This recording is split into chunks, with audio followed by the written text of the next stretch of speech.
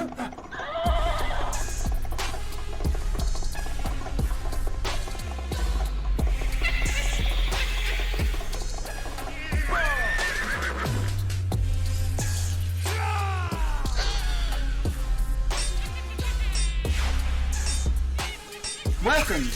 to Wickedshizuku's Reviews, bringing you a southern perspective on books, movies, music, and much, much more.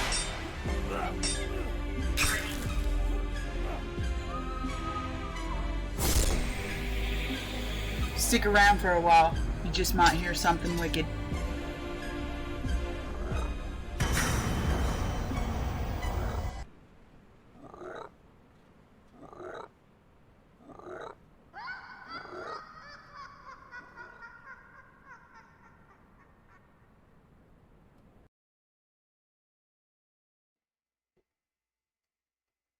Well, hello, my pretties. So glad that you could join me again on Thoughts on News, episode 5. So, today's been pretty busy for the news cycle, as I've seen. Not a lot much came out of the Info Wars today, except for lots of interviews and whatnot. So, I suppose we'll go to other news that was not InfoWars today. And we shall get to it in just a moment. Let's go to screen share.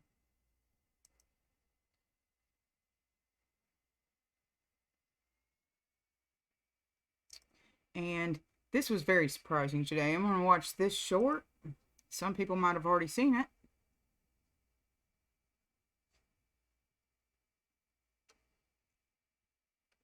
I liken back to 2020, and I think you just said it, 15 days to slow spread. The only reason in hell I would ever lock my country down is because there was some sort of flesh-eating virus tearing through the population. You never do that to your country unless it is the last-ditch effort circumstance that you have no other choice. You lost running water, you lost soap.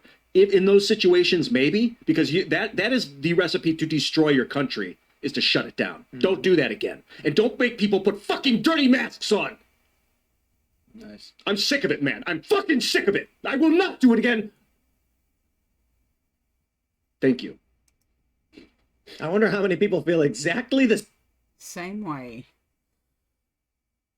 So that was surprising to me altogether because Ian Crossland, he's quite a well-grounded individual. He doesn't usually cuss, and you know, to be able to make someone of Ian Crossland's temperament, which is very, you know, he's naive, he's idealistic, and has a lot of old school liberal thoughts behind his way of thinking. To be able to make someone that angry, you've really woken something up. That's my take on it. For him to be able to drop the F-bomb twice in less than 1 minute out of someone I've been watching Timcast for, like I said, I've been ever since Adam was on Timcast, and for someone that's, you know, barely even dropped the F-bomb, much less, you know, say shite or damn, you know, in the entire time that I've ever watched Timcast. This is a first. I mean, it's very shocking.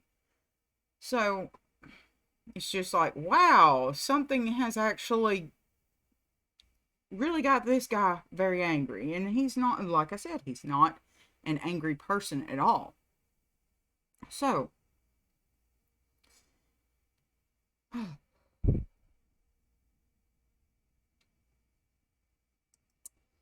we shall go to Larry Elder, furious that Fox News, RNC allow this, but keep him off the presidential debate stage. So, I heard something about this yesterday. I didn't really follow what was going on. I just know that there was something that Larry Elder had said, and that they were going to keep him off the debate stage. Well, it was really interesting that something happened to one of the debaters. The North Dakota governor suffered some sort of small injury or whatnot. Well, I found that very interesting because, that actually happened between the debate between Richard Nixon and John F. Kennedy. The debate between them that had actually happened while Nixon was in excruciating pain. He had an abscess on one of his knees, and the reason he was so sweaty and everything is because right before the debate, he was getting out of his car, and the car door was what had came back and hit the leg that was had the abscess on it. And while he was debating, the abscess burst. So everyone wonders, why was Richard Nixon so sweaty during that particular debate and why he didn't do well. Well, he was in excruciating pain. And if you go back and you watch that debate, you will see that you can actually see that he's sitting there flinching when he walks up to the podium in order to debate. And I didn't learn this until my 1960s course in the 60s, the counterculture, and it was one of those courses for my history major and everything. And there was our professor, he had actually brought newspaper clippings in with him and everything because he had been teaching at the university for close to around 40 years or so. They were trying really hard to push him out. And after I'd taken that class, the university, they forced him to retire. And I don't even know how that professor is doing anymore. He was 86 years old, I believe, is what he had told us. And it was right as COVID had hit and they were about to lock down and everything. It was the very last, one of the very last classes that I actually took at the university, before they had shut it down and everything. He was a very good professor, and he actually had this huge folder, and it was about that thick, and it was just one of those standard notebooks and everything. And he had newspaper clippings. He had he had the actual article from my home, from our home newspaper, of the actual JFK assassination. He had it clipped out and he had it behind in one of those plastic sleeves and everything. He passed it around the students and everything so we could actually read the article from our newspaper and everything. So it was a very interesting class, and I loved that he had brought all of that first-hand source material with him.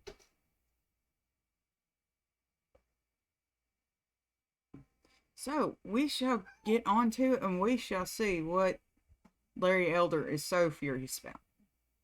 Larry Elder Show and 2024 GOP presidential candidate. Larry, welcome to the program, sir. Are you in Milwaukee?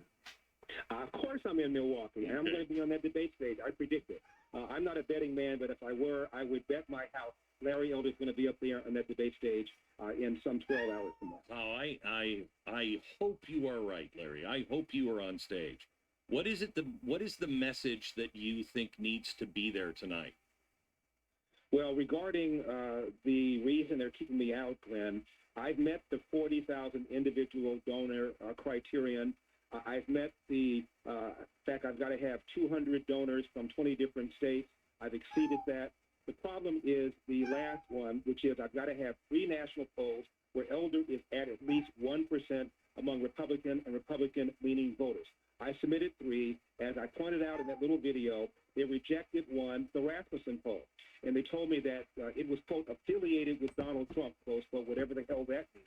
And I said, well, it's not affiliated with me. And they said, any poll affiliated with any candidate is not usable. I said, the same Rasmussen that you quote all the time on your Twitter feed, the same Rasmussen that was the most accurate in 2016? And they said, yes.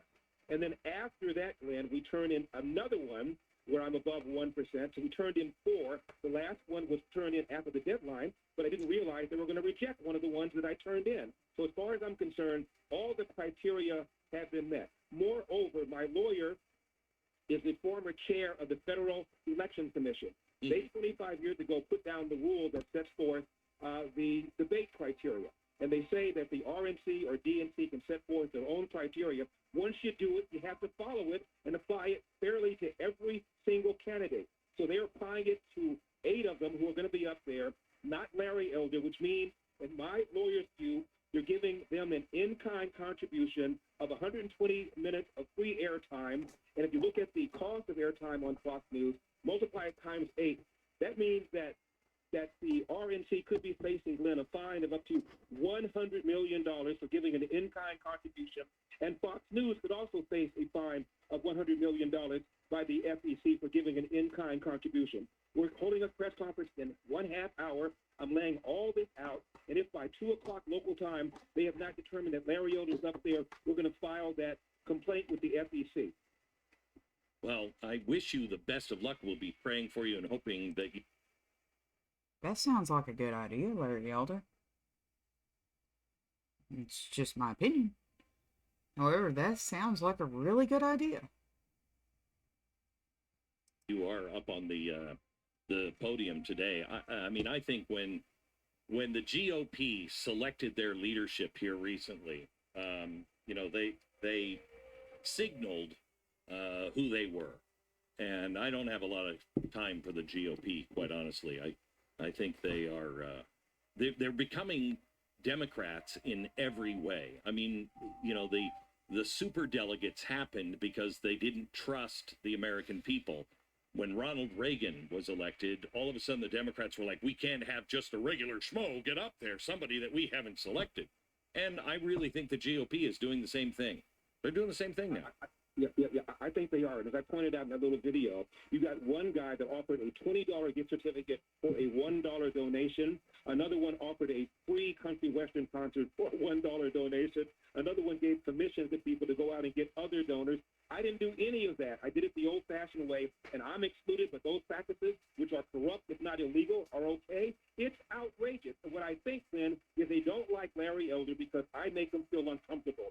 I talk about the lie that America is systemically racist, a lie that the Democrats have been using against Republicans time and time again. I call them out on that. I think the Republicans are weak in letting somebody like Al Sharpton criticize Donald Trump for referring to the Georgia officials as riggers. Al Sharpton considered that to be a racist term. This is the guy who once referred to the black mayor of New York as an N-word whore. And here he is laying this down, and nobody from the RNC punched back hard. I think I make them feel uncomfortable because I know the number one social problem in the country, Glenn, is not the epidemic of COVID, but the epidemic of fatherlessness. 70% of black kids into the world without a father in the home, married to the mother, up from 25% back in 1965. They don't want to hear about that because they're definitely afraid of being called racist. Nothing scares a Republican establishment guy more than being called a racist by the left. They run like scalded kittens. And then we've got this absolute disaster known as K-12 urban education, where just to pick one city, Baltimore, 13 public high schools in Baltimore. I kid you not, 0% of the kids will do math at grade level. They're all located in the inner city, and they don't like tough talk like that. Jeez. Larry, one thing that DeSantis hasn't clearly answered, and I'd like to hear your answer, is Ukraine. What are your thoughts on Ukraine? We've got 2 minutes. We ought not be paying for this war. We are tired, Americans are, of being taken advantage of. We do the heavy lifting when it comes to the cost of the United Nations. We do the heavy lifting when it comes to the World Bank, when it comes to the International Monetary Fund. Our NATO partners are not pulling up the 2% of their GDP that they're supposed to. They're the ones who are threatened by Ukraine far more than we are. Why are we paying for it? Secondly, Putin has already lost this war. All these experts predicted that Ukraine would fold in a few days, if not a few weeks. It didn't happen. We're in the second year now. Putin has lost 200,000 troops. By American terms, that would be as if we lost 400,000. It was an attempted coup, for crying out loud. His economy is in free fall. They've lost about 20 generals on the battlefield, or they've disappeared. He's already lost this war. He's looking for an off-ramp. We ought to be putting pressure on both sides to do just that and get us out of this thing. Larry, best of luck. I know you've got to run to your press conference, but I hope to see you on the stage tonight. You are a welcome voice and a voice that should be heard by more. Thank you. I appreciate it. Tell people to go to LarryElder.com. I've now incurred an unexpected legal expense, so I'm going to need the help. LarryElder.com. Thank you very much.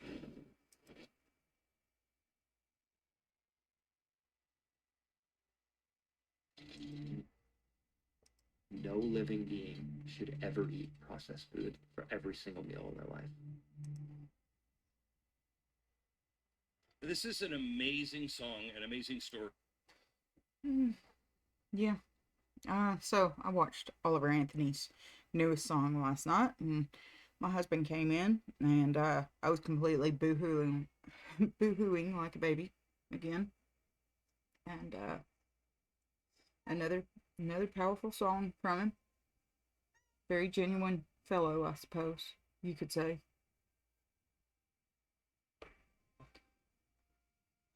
So, yeah. So, we're gonna see what Glenn's take is on it. That Oliver Anthony. As it was. And then last night, he went and posted on Facebook. He said, "It's been difficult as I browse through the 50,000 plus messages and emails I've received in just the last week.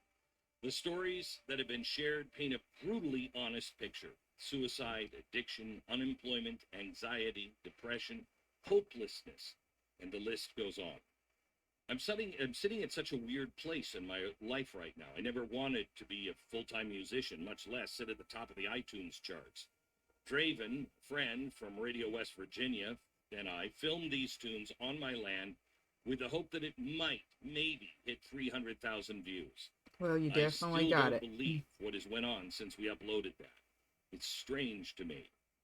People in the music industry give me blank stares when I brush off $8 million offers. I don't want 6 tour buses, 15 tractor trailers, and a jet. I don't want to play stadium shows. I don't want to be in the spotlight. I wrote the music I wrote because I was suffering with mental health and depression. These songs have connected with millions of people on such a deep level because they're being sung by somebody feeling the words in the very moment they were being sung. No editing, no agent, no BS, just some idiot and his guitar. The style of music that we should have never gotten away from in the first place. That being said, I've never taken time to tell you who I actually am, so here's the formal introduction. My legal name is Christopher Anthony Lunsford. My grandfather was Oliver Anthony, and Oliver Anthony music is a dedication not only to him, but the 1930s Appalachia where I was born and raised. Dirt floors, 7 kids, hard times. At this point, I'll gladly go by Oliver because everybody knows me as such. But my friends and family still call me Chris. You decide for yourself. Either way is fine with me. I feel you on that one, Oliver. I feel you. I feel you as Stu. I feel you. In 2010, I dropped out of high school at the age of 17. I have a GED from Spruce Pine, North Carolina. I worked multiple plant jobs in western North Carolina, my last job being in a paper mill in McDowell County. I worked third shift 6 days a week for $14.50 an hour in a living hell. In 2013, I had a bad fall at work, fractured my skull, and it forced me to move back home to Virginia. Due to complications from the injury, it took me 6 months or so before I could work again. From 2014 until just a few days ago, I worked outside sales in the industrial manufacturing world. My job's taken me all over Virginia and into the Carolinas, getting to know tens of thousands of other blue-collar workers on job sites and in factories. I've spent all day, every day for the last 10 years hearing the same story. People are so damn tired of being neglected, so tired of being divided and manipulated. In 2019, I paid $97,500 for the property, and I still owe about $60,000 on it. I'm living in a 20-foot camper with a tarp on the roof that I got off Craigslist for $750. Well, I'm sure with all of the music that's going straight to #1 on Apple iTunes, that you've certainly made that, son. Wish you the best. There's nothing really special about me. I'm not a good musician. I'm not really even a very good person. I spent the last 5 years struggling with mental health and using alcohol to drown it. I'm sad to see the world the state's in, with everyone fighting with each other. I've spent many nights feeling hopeless that the greatest country on earth is quickly fading away. That being said, I hate the way the internet has divided all of us. The internet is a parasite that infects the minds of humans and has their way with them. Hours wasted, goals forgotten, loved ones sitting in houses with each other, distracted all day by technology made by the hands of other poor souls in sweatshops in a foreign land. When is enough enough? When are we going to fight for what's right again? Millions have died protecting the liberties we have. Freedom of speech is such a precious gift. Never in the world history has the world had freedom that it currently has today. Don't let them take that away from you. Just like those once wandering in the desert, we have lost our way from God and have let false idols distract us and divide us. It's a damn shame.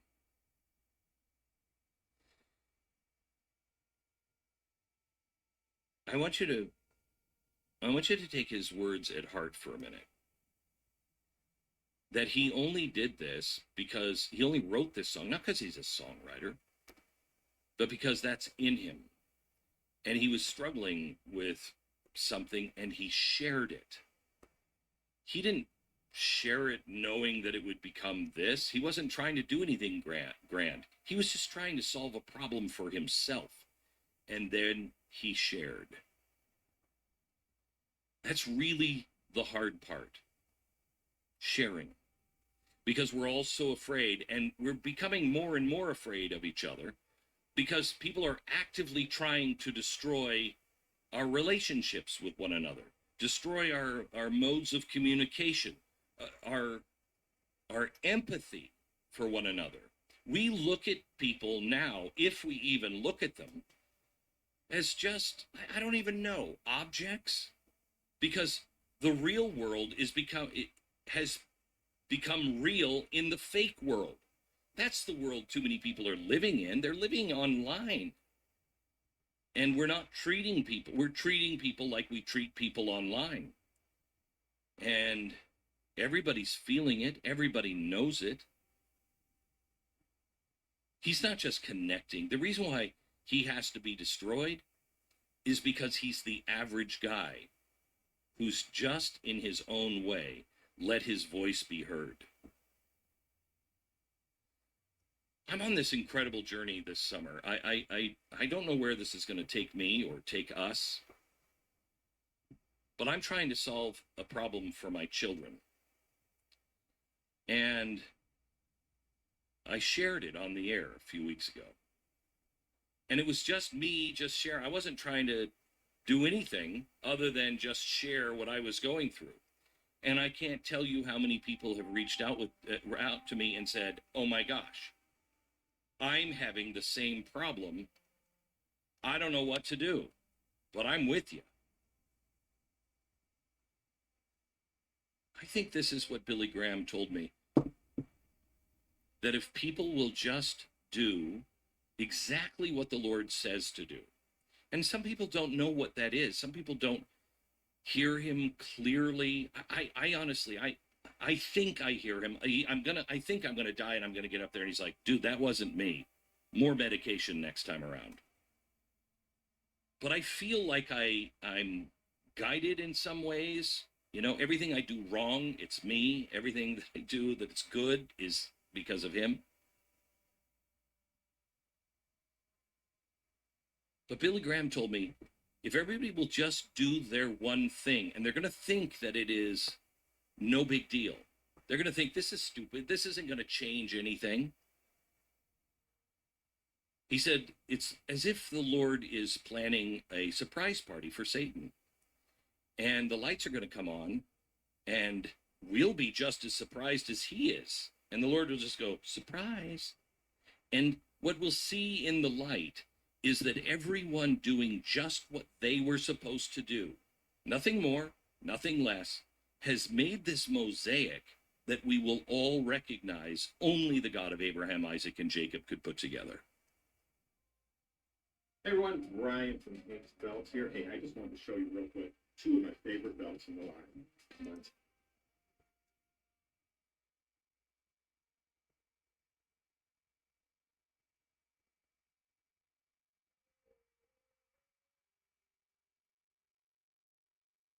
The things you do just to solve something for yourself, when you share them,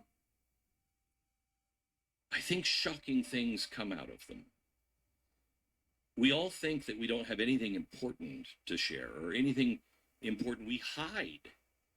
We hide our, in my case, alcoholism and self-doubt. We all think, there's nothing special about me. But there is. There really is. I mean, look at this. Here's this song that has just broken all of the, I mean, I've never seen the top 10, in the Beatles era, in Elvis's era, it wasn't uncommon for the top 10 to have 5 Beatles songs in it. I haven't seen that from a guy who's completely unknown.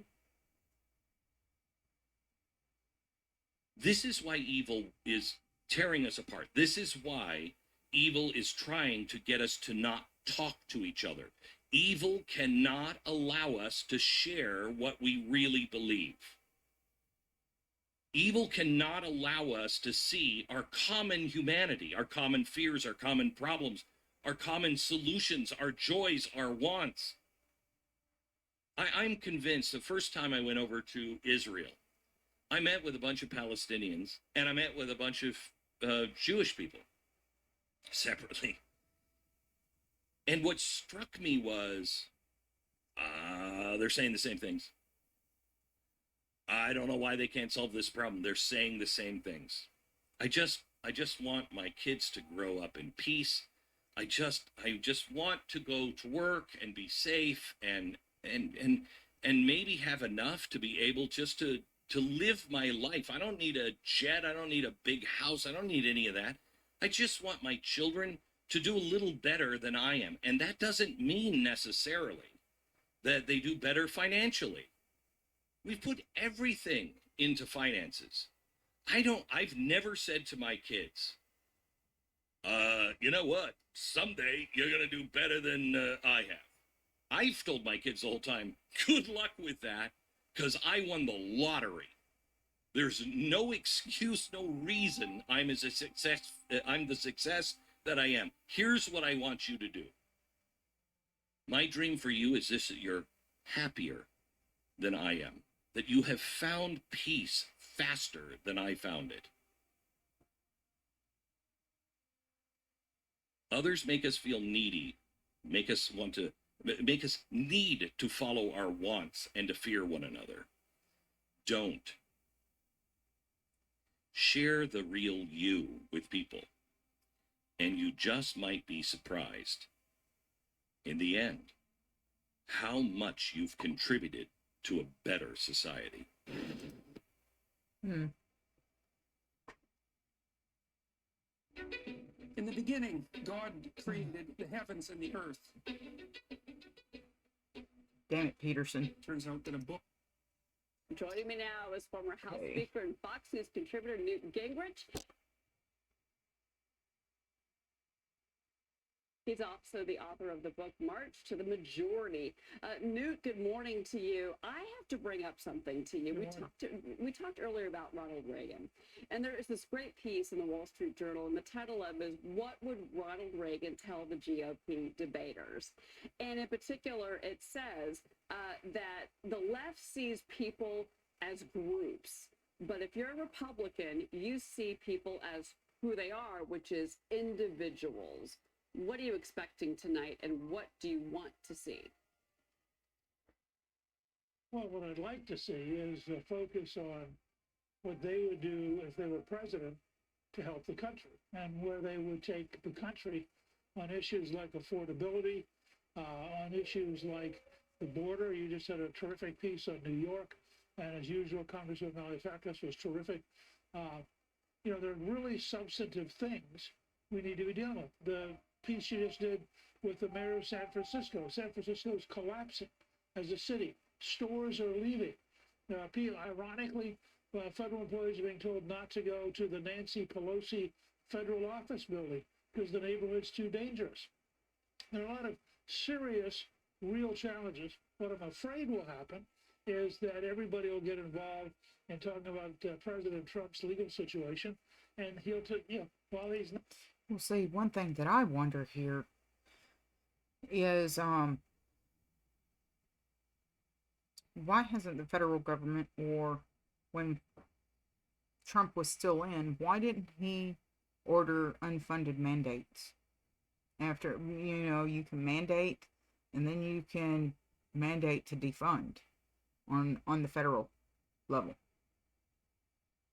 He could have wrote an executive order with an unfunded mandate ordering the state of California to clean its act up. And that's what I don't understand. Because what would have happened if, while he was still in, he said, if you don't clean it up, you will not get any federal funding at all. They would cut off 100% funding. California would almost completely collapse if that was the case, because they have some of the highest percentages of being funded by the government.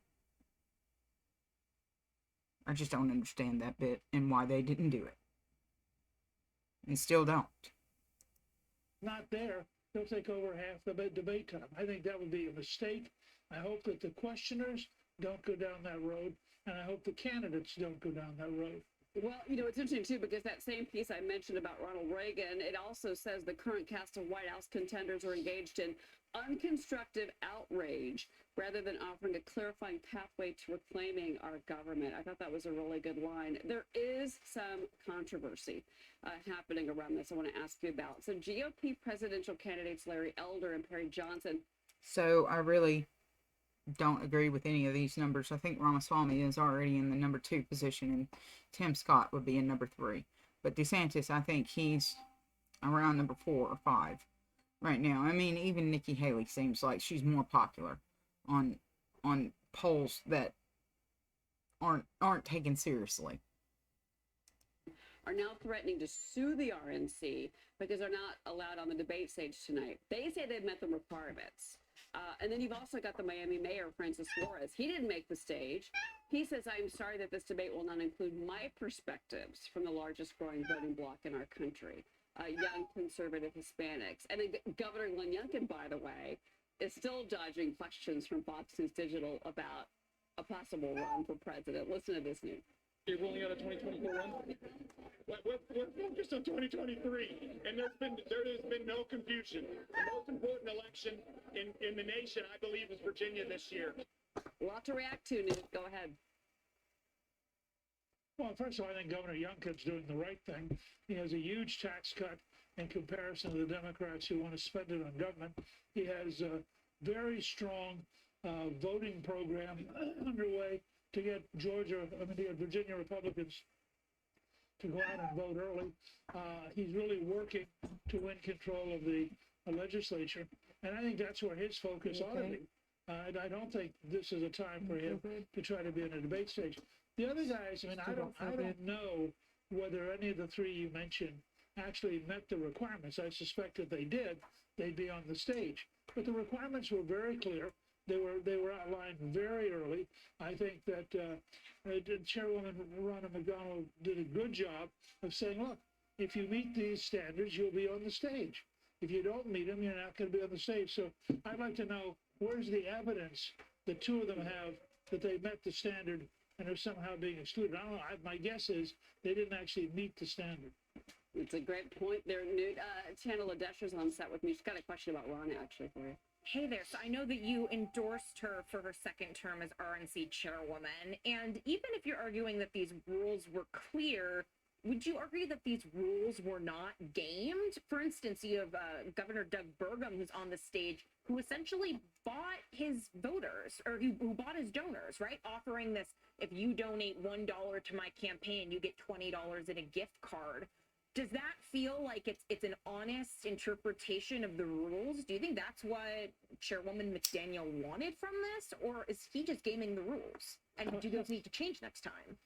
No, look, there's no question that Governor Burgum, who is a billionaire, is gaming the rules. On the other hand, he is gaming the rules. He's not outside the rules. He's not complaining about the rules. He said, look, if this is what the deal is, I'm going to meet it. And the rules included having those eyebrows. Goodness. Yeah, enough recognition to have a certain percentage of votes in the polls and being able to have enough donors. So he met them, and you can't complain if an entrepreneur who's very aggressive decides that he will do within the rules, be creative. Now, whether or not Burgum has a future, I don't know. He has very strong opinions. He was probably very frustrated on Meet the Press the other day when 8 of the 9 questions were about Trump. And he's there, he's trying to talk about what Governor Burgum will do for America. And the NBC moderator kept coming back again and again to Donald Trump.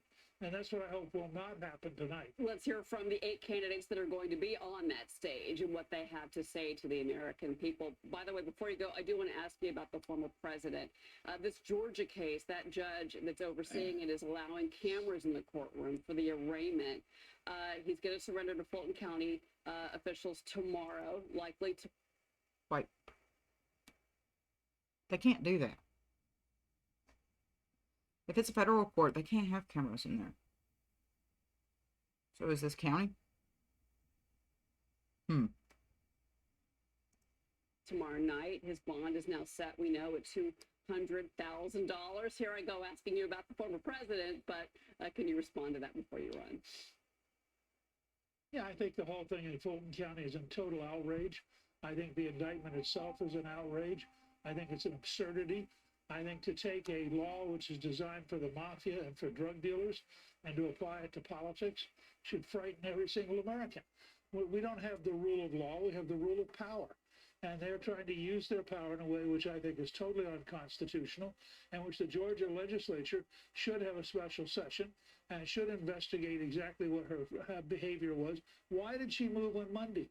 Why did everything get pushed up? Why did she release the grand jury findings before the grand jury found them?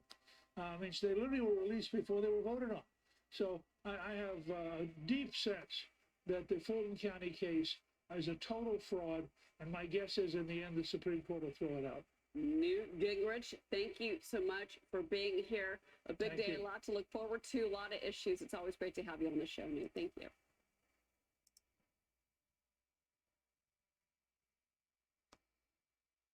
I have a poem for everyone. Cute little limerick.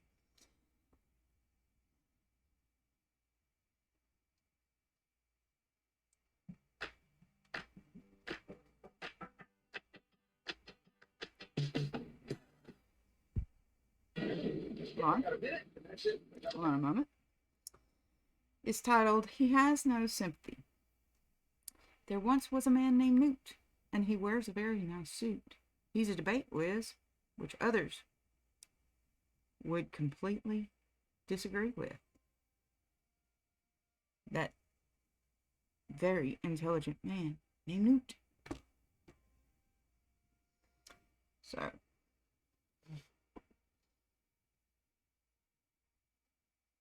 enjoy that one. Okay, this one is Rudy Giuliani gives statement before facing criminal charges in Georgia. And if I'm not on, how are you? If I'm not on time, who knows what they'll do to me in the Bidenista state. Well, I'm going to Georgia, and I'm feeling very, very good about it because I feel like I'm defending the rights of all Americans, as I did so many times as a United States attorney. People like to say I'm different. I'm the same Rudy Giuliani that took down the mafia, that made New York City the safest city in America, reduced crime more than any mayor in the history of any city, anywhere. And I'm fighting for justice. I have been from the first moment. I represented Donald Trump, an innocent man who has now been proven innocent several times. But don't know how many times he has to be proven innocent. And they have to be proven to be liars, actually enemies of our republic. They're destroying rights, sacred rights. They're destroying my right to counsel, my right to be a lawyer. They're destroying his right to counsel. It's not accidental that they've indicted all his lawyers. Never heard of that before in America. All the lawyers indicted. Now, whether you dislike or you like Donald Trump, let me give you a warning. It's going to come for you. When the political winds shift, as they always do, let us pray that Republicans are more honest, more trustworthy, and more American than these people in charge of this government. Because if our government is conducted this way, and the system of justice is politicized and criminalized for politics, your rights are in jeopardy and your children's. Donald Trump told you this. They weren't just coming for him or me. Now they've indicted people in this case. I don't even know who they are. I'm going to Fulton County to comply with the law, which I always do. I don't know if I plead today, but if I do, I plead not guilty. And I get photographed. Isn't that nice? A mugshot for the man who probably put the worst criminals of the 20th century in jail. You find a prosecutor who has a better record than mine in the last 100 years, that you know, or a mayor. And they're going to degrade themselves by doing a mugshot of me. Like people will recognize me. And then, of course, they can fingerprint me, but I've been fingerprinted 150 times. This will turn out exactly like the FBI search turned out. They're lying. I'm telling the truth.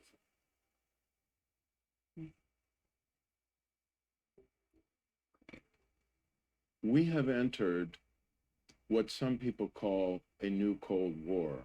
It is certainly a period of much enhanced and increasingly, it appears, existential competition between a network or alliance of free countries and free economies in the world and authoritarian states that have a different vision of how the world should be organized. It would be dangerous enough if those countries, led by the People's Republic of China, simply wanted to perpetuate their own political system and their own economic system and their own military power. But increasingly, we see that China has ambitions for regional and potentially global dominance. I think what we saw in the world is a lot of tension, the end of engagement with China, where 9 presidential administrations all supported working closely with China, trying to bend the metal of their Leninist system in some temperate way. And I think we saw that microchips lay at the heart of this matter. They are the new currency of the realm of the globe. And that Taiwan, China, and the US all have very large shares in this commons. We thought the time was right to produce a paper, a work that we think will inform the conversation and help policymakers as they wrestle with the actions that need to be taken to preserve the access to that industry, but more importantly, the democracy and the self-governing capabilities of the folks in Taiwan. How Taiwan's future is shaped by its relationship with China and the United States is hugely important. As we studied that and reviewed it, it came back often to a single issue, and that's the semiconductor technology that is so pivotal to global economic prosperity and security, and which is so pivotal to the success of Taiwan over these last 2 decades. They are the world's leader in semiconductors. Everything we do of a scientific or commercial, or if it should come to pass, we hope it doesn't, military nature in the world increasingly requires large quantities of semiconductors, and for many of these operations, the more advanced semiconductors, what we call the bleeding edge semiconductors. And if the supply of those could be interrupted, it could cripple our economy. So if we don't have semiconductors, our economy will come to a halt. Our national security could be crippled. Our government operations, our university operations, our research in almost every imaginable domain now could be crippled. Therefore, we cannot allow a potential authoritarian adversary to hold us to ransom in the supply of this most essential and basic of commodities in the modern information economy. You know, when the global economy sort of gathered momentum, it didn't matter where things were made. It didn't matter what the governments of the countries where the things were made espoused, what ideologies they espoused. If you could get it cheaper, faster, and not have to keep big inventories, all good. And so the United States stopped manufacturing microchips. And Taiwan wisely saw an opportunity, and they filled the gap. And Taiwan happens to be the place of perhaps most contentious place in the world, other than the Ukraine. And that's why we wrote this report. Taiwan's preeminence in the manufacture of semiconductors, especially at the high-end level, is hugely important for the global economy. But the reality is, geopolitical situation being what it is, we don't think that that protects them or insulates them from potential coercion on the part of the Chinese Communist Party, for example. In an ideal world, you would hope that, you know, China would recognize the self-interest in continuing to have this this goose that lays the golden egg in Taiwan. But it's increasingly clear that perhaps the Chinese Communist Party doesn't know how to effectively take care of geese in that sense. And I think the geopolitical and the personal involvement of Chinese leadership of the Chinese Communist Party as solidified during the recent 20th Party Congress indicates that bringing Taiwan into a more unified position with the Chinese mainland is now an unarguable and oft-stated goal of Xi Jinping, the Chinese leader. I think what we came to appreciate in the multi-dimensional, multi-sectoral give and take of our working group over 18 months is that we should be very cautious in assuming that there is a silicon shield. We were very deliberate in titling our report The Silicon Triangle, not the Silicon Shield. That triangle is not a badge of protection for Taiwan's security. I think the notion that Taiwan has a silicon shield does overlook a good deal of ambiguity that Taiwan's possession of all of these high-end chip fabs confers on it. At once, it makes it uninteresting for China to attack because they're dependent on it. Everybody's dependent on it. That's the paradox. So are we. But on the other hand, they might have some grandiose notion that by taking Taiwan, they would acquire TSMC and thus a choke point on the entire world, all dependent on TSMC for leading edge microchips. So it's hard to know how to call this one. We first and foremost want to see uninterrupted, free, open, thriving trade generally and in critical areas of technology. If the United States and Japan and Korea and Australia and Europe are to be successful in ensuring a free flow of this critical technology of semiconductors and in ensuring that Taiwan can chart its own political and democratic future and explore the potential future relationship between Taiwan and the People's Republic of China without compulsion, then we need to ensure secure supply chains. I think that unless there is a radical change, a course correction by Xi Jinping in China with the Chinese Communist Party, we are going to ineluctably see a slow but inevitable decoupling in many areas, because we simply cannot be reliant on a country for things that are key to both our economy and our national security. Now, you know, we saw something that just happened in Russia that made us wonder, oh my heavens, this is not in the script. this could happen in China too. And I urge everybody to remember that even though, in my judgment, the threat levels from China are higher than they used to be, and that poses new risks, things can change.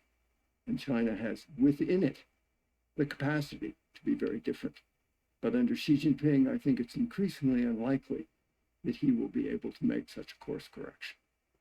But we do think a regionalization, or one that's based on like-minded societies, what's now called in the Washington parlance friend-shoring. Instead of onshoring to the U.S., we bring it, make sure that it's in friends that represent reliable partners, much as we attempted to do in our reliance on oil in decades past, where we didn't want necessarily energy independence, but we certainly wanted energy security, and I think that's what we're striving for in semiconductor security. This is not a set of recommendations that's calling for a fortress America economically. I don't think we were ever at a point, even in the 1930s, when that was really feasible, but we're obviously well beyond that now.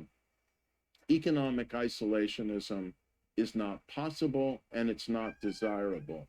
What we need is a trading community of democratic and more or less aligned peers or allies or friends. So how do we make this all work, given the constraints we have from a security perspective, and still make it a free or freer market kind of exposure? So we want the industry to read this, the policymakers, and that includes at the White House, that includes the State Department, that includes certainly and primarily congressional action. That's been such an important part of creating the CHIPS Act that we are all were pleased with last year. I think what this report will help people understand is that there are things in the global economy that are a commons, where we do depend on each other.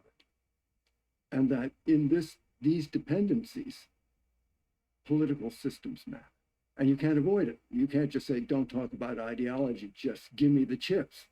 Don't care where they come from, as long as they're good and cheap and fast. We have to start looking at things in a very different way when countries like Russia and China begin to want to sort of opt out of working in a rules-based order and respect the commons as a place where everybody can get what they need and where things don't get held hostage to other things for political purposes.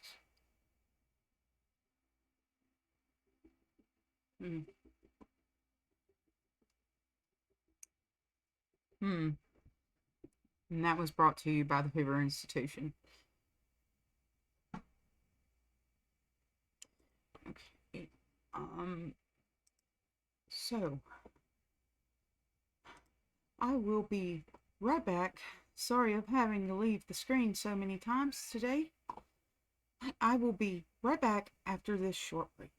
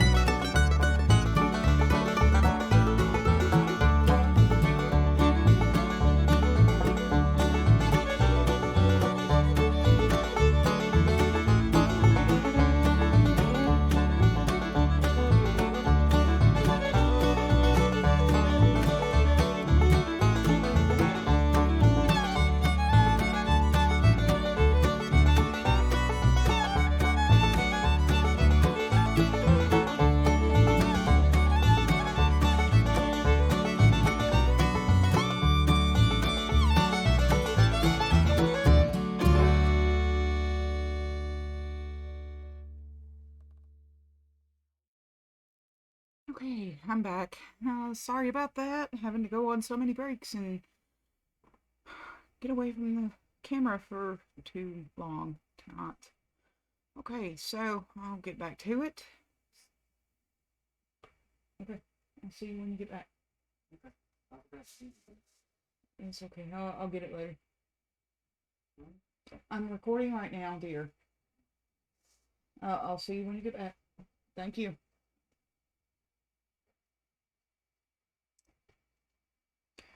Okay.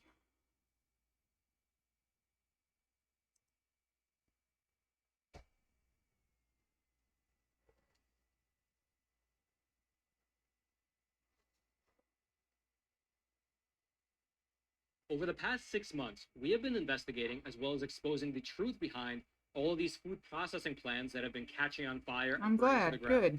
The Dutch farmers in the Netherlands. I want to jump to this story from the Post Millennial. Donald Trump will be arrested by Fannie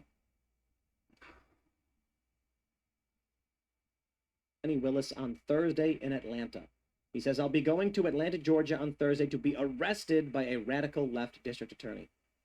And in the context of all of this Agenda 2030 type stuff, more so how Democratic politicians agree with climate lockdown ideas and want to stop climate change, those kinds of things.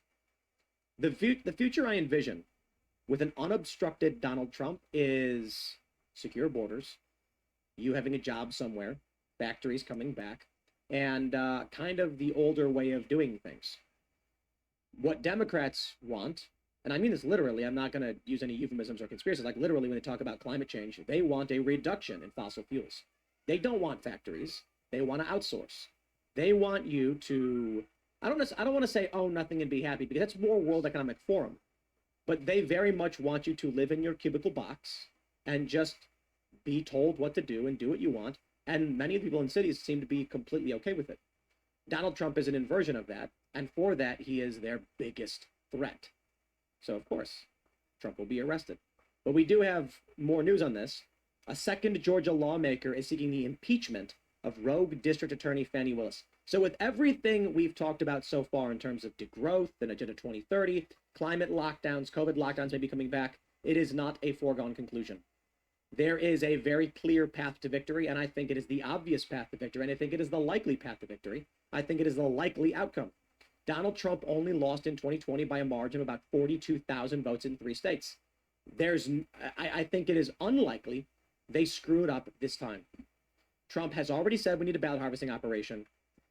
There are already being moves made. There's more activism ramping up, and the Democrats don't have the advantage of hard lockdowns. They need 100 Scott Presslers is what they need. And they need to get rid of Ronna McDaniels. That's one thing that I wanted to ask you. What is your take on Ronna McDaniel? Putting me on the spot. I know. Well, I like to call her Ronna Romney McDaniel. Don't forget that. Okay, that's all I need to know. Honestly, you've just literally given me your opinion. You buried the lead. No, I think the RNC loves to fundraise a bunch of money off of well-meaning patriots, use it to use really, really cushy, retreats at 5-star resorts and do absolutely nothing. And I think they spit in the face and they're laughing behind the backs of people like Scott Pressler, people who are actually doing the work. And I don't think anyone should give any money to the RNC, and look no further than the antics they've been up to with this whole debate that's happening tomorrow, trying to get Trump. No, that's really rich, Natalie Winters. Well, I wouldn't just stop at the RNC.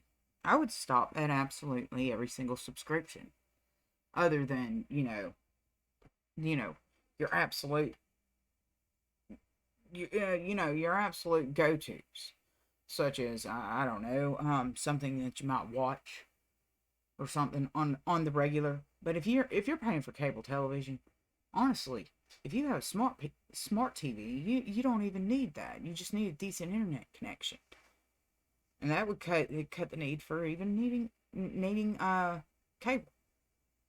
But let's see. They have the Tubi, they have Freevee, they have all of those where you can watch all of the old classics and whatnot, and just regular movies. I mean, granted, you have to watch a few ads in between. It's just like YouTube movies, free with ads. That's it. So, why are you paying for stuff, everyone? You know? And why are you supporting people? What, well, we keep running around and we keep hearing grifter this, grifter that, shill this, shill that. Well, why don't you find the people that aren't making any money at all? You know? People that only have like maybe 10 or 20 followers instead of thousands and thousands of followers. You know? That's where a lot of people are kind of mucking it up, I say. To join in on it, Rana is a joke. She spends, I think, a lot of the money on lip fillers. No. Do you? Oh, Ma. I'm not gonna She went there. Do you?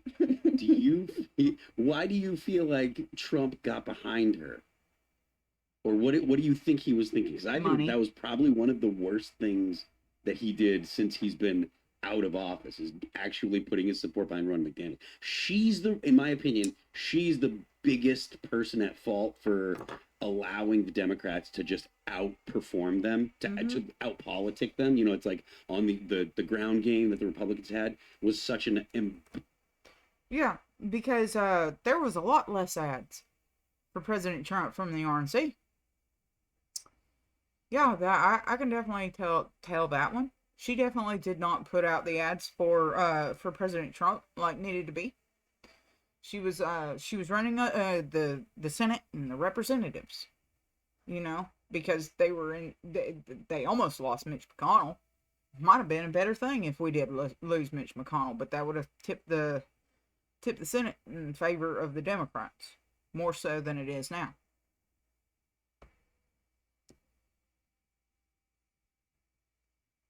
embarrassment compared to the Democrats. And the Democrats run rings around them. And it's Ronna McDaniel's fault. She was in charge. So, like, where's the accountability, and what are they actually doing to make sure that it doesn't happen again? Because if you I really do think that the biggest culprit for why Donald Trump isn't in the White House now is Ronna McDaniel in the RNC. I think it's twofold. I think in addition to the RNC just being like the abysmal little sister of the DNC, couldn't even compete if they wanted to. I also think the DNC has sort of an extension of an apparatus that is the groups like the Center for Tech and Civic Life, right? Sure. The Zuckerberg type groups. And we, just because we are the right, we don't have that. And I would argue that independent of the DNC, I think those so-called nonprofits, that really shady dark money apparatus, is what allowed Democrats to win more. So you're not Ronan. I'm not trying to push you on the spot. So, but why do you think it is that I'm definitely not Ronna. I know. So I'm not trying. Like I said, I'm not trying to put you on the spot. But so then why do you think it is that nothing was done? Why is it that she because the things Democrats have a history of having a better ground game, and because of the fact that they tend to cluster in urban areas, it's easier for them to do things like get ballot harvest. Why is it that Ronna hasn't nobody has thought about the fact that this is this is the way things are? Why weren't they prepared? Well, I think that the reason that is, Phil, I think the reason that is because in a good portion of the red states, it is illegal to ballot harvest, especially in Alabama. Can't do it here. So no matter how much they want to, you got to go and look at the state laws separately, state by state. You have a point there about saying that we need about 100 Scott Presslers in order to be able to change people's registration over from Democrat to Republican. I believe that. But the only way that you would be able to ballot harvest is in the states that allow ballot harvesting. And a good portion of those states that allow that, it's over in Democrat states. You really think that they're going to let you lose to the right? No, the DNC, they would rather walk over hot coals than to do that. So it's a conundrum. I can say that. Baird, I don't know. No, I think, it's the same question and the same answer and the same logical just anger that you get when you ask why House Republicans aren't doing anything really meaningful when it comes to the Hunter Biden investigation, to impeaching Joe Biden, to these COVID mandates, to defunding the government. And I think the issue is it's exactly in. You know what the issue is, and you're not sitting there telling the truth. That's for damn sure, Miss Winters. You know why? It's because all they want to keep doing is just have people keep chasing their tails. Over and over and over. That's what it is.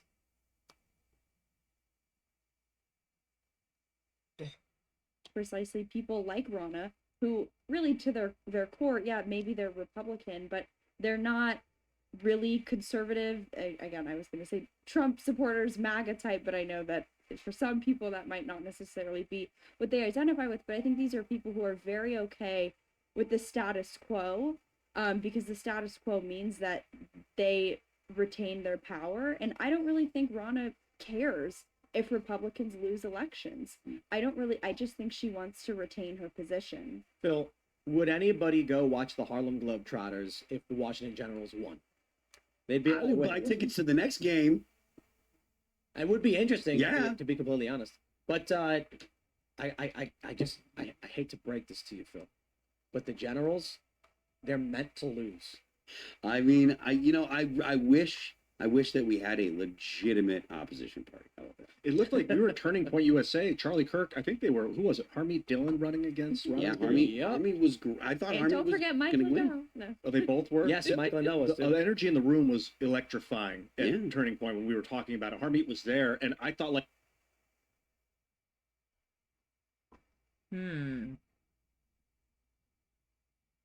Interesting distraction break.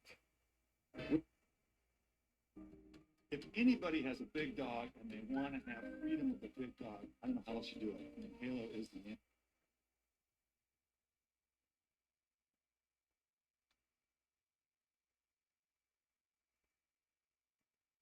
Like, of course, it's like confirmation bias. I was like, she's definitely going to win with this kind of support. It was only like 1,000 people, and of course you get caught up in your own smell. But like, then I mean, that's the lively Republican base is Charlie Kirk and Turning Point. Like that's young people, yeah. Yeah. So I just don't know why. I mean, I don't know if there's malfeasance behind the scenes, and that's why Ronna took it. If Ronna's just more popular on the global stage, so that's why she got it. Did they vote? Well, money? I also think the RNC election right's not actually Americans voting, it's people within the confines of the RNC, and I think what you're talking about, right, the disconnection, or rather disconnect between the grassroots activist, actual MAGA type people and the selection of Ronna, and it's sort of like the same phenomenon I would argue with Trump in 2016, where that was the first time there was a candidate who actually appealed to the actual Republican voting base as opposed to the more elite donor class. And I think unfortunately the RNC, I mean, there's a reason it has the reputation it does for the most part. And there are some RNC members who are, more populists, who are, come on War Room all the time and are always willing and down to slam Ronna. But I think unfortunately most of the members of the RNC, because think about how you get to be in the RNC. You don't get to be a member of the RNC or the committeeman or committeewoman if you're like a hardcore, outspoken, populist type, doing hardcore Trump activism. They were against Trump in 2016. So I think you have a lot of holdovers there who, again, not that it's about Trump as a person, it's about more than that. It's about the stripe of the Republican Party and the voters who get behind him. And I think the Ronna Romney McDaniels of the world, the elite Republican, the country club Republican class, has done everything in their power to suppress and quash that stripe of conservatism. Oh, well, that makes sense. Done, settled. That business uniparty. Vivek, I was listening to him Ramaswamy on Sean Ryan's podcast last night, and he was saying how like it's really not about Republicans versus Democrats. It's about the, I guess you'd call it the administrative class versus everybody else. And they've got this stupid lock, and he's like, just you got to fire them. You've got to cancel the FBI and reposition a lot of the people into other departments and things. We should not have a political class. I agree. It's weird to me that there's a political class. That should not exist. People who are born and bred and educated for the sole purpose of being in charge of. You are correct, Tim. It was actually what the first Federalist paper was about that Alexander Hamilton wrote. He did not want factions. He was terrified of factions coming up, as was Madison. They said that it would lead the country to a civil war eventually if factions were allowed to pop up. Thus, the reason we need multi-parties. We don't need a uniparty. We don't need two parties. We need multi-parties. And that's where our system got so corrupt, is when it only went down to just two parties. You could see back then that it was merely one wing to one bird. So, that line of thinking is not a new thought. People makes no sense.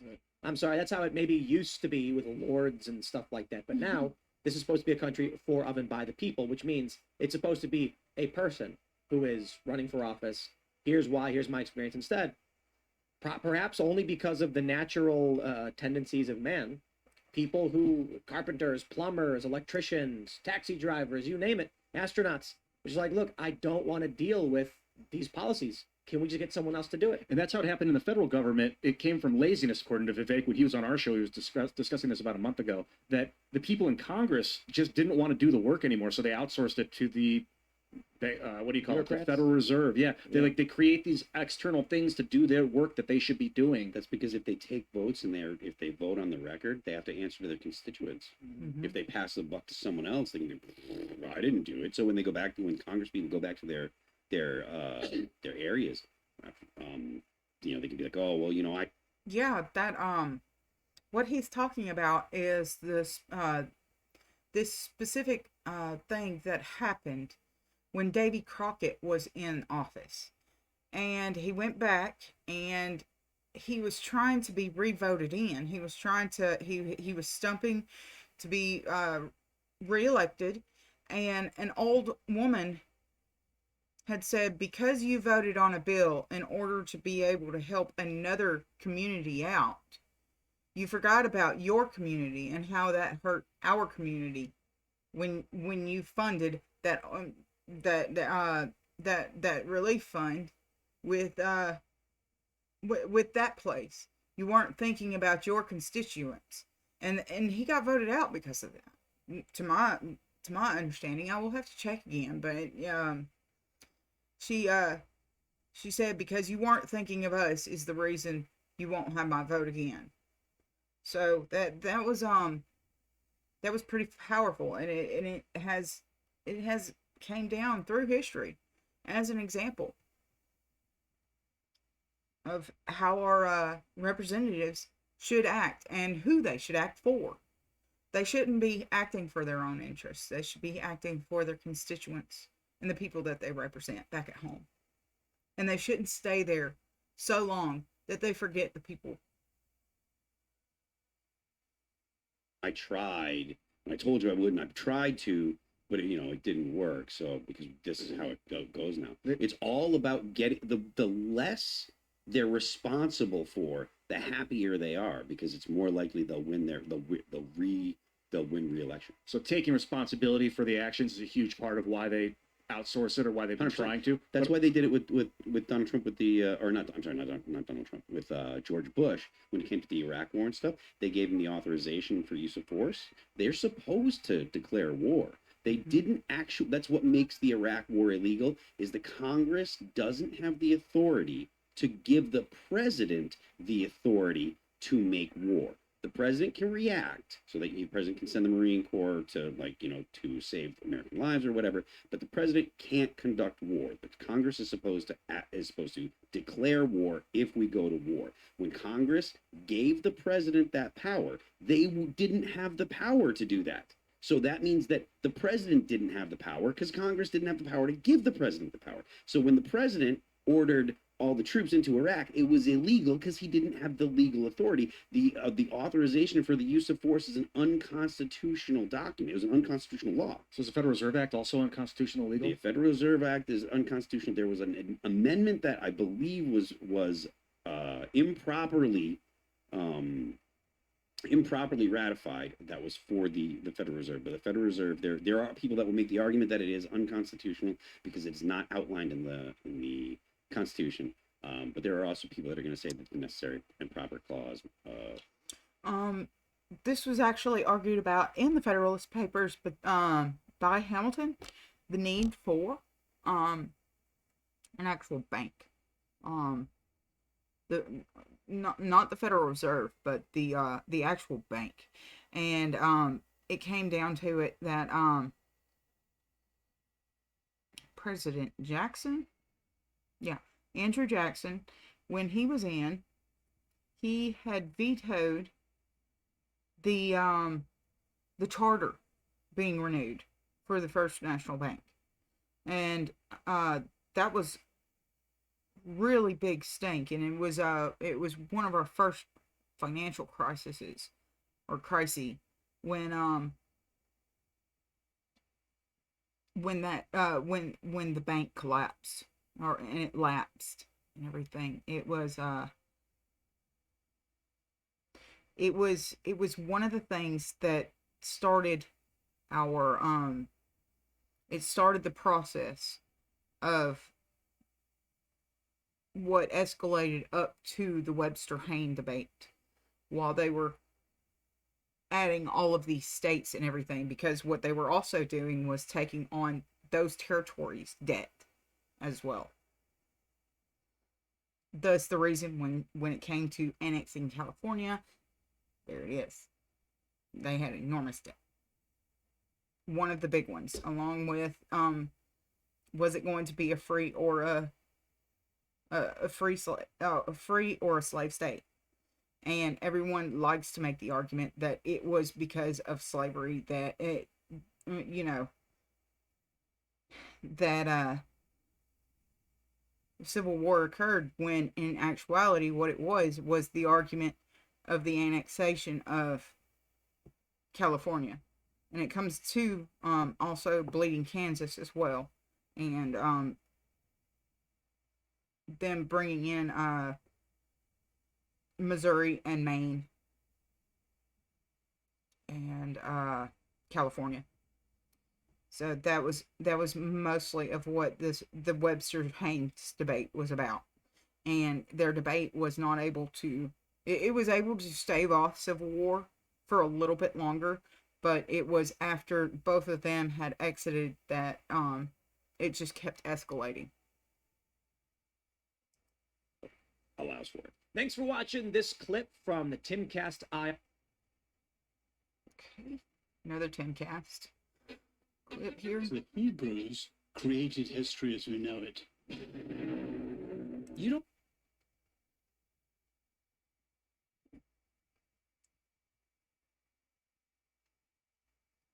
Uh-oh. I think this is where that clip was from. Ian getting so upset. We shall see. Ladies and gentlemen, here's the story from today from CBS News. It is titled "Atlanta College Reinstates Mask Mandate. Alex Jones was right, and new lockdowns are coming." Woohoo, everyone! Hooray! Hooray! Hooray!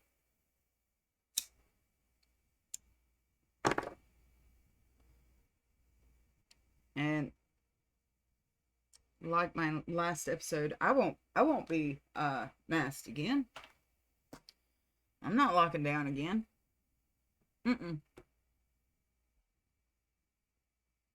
Atlanta-based Morris Brown College says they are reinstating COVID mask mandates.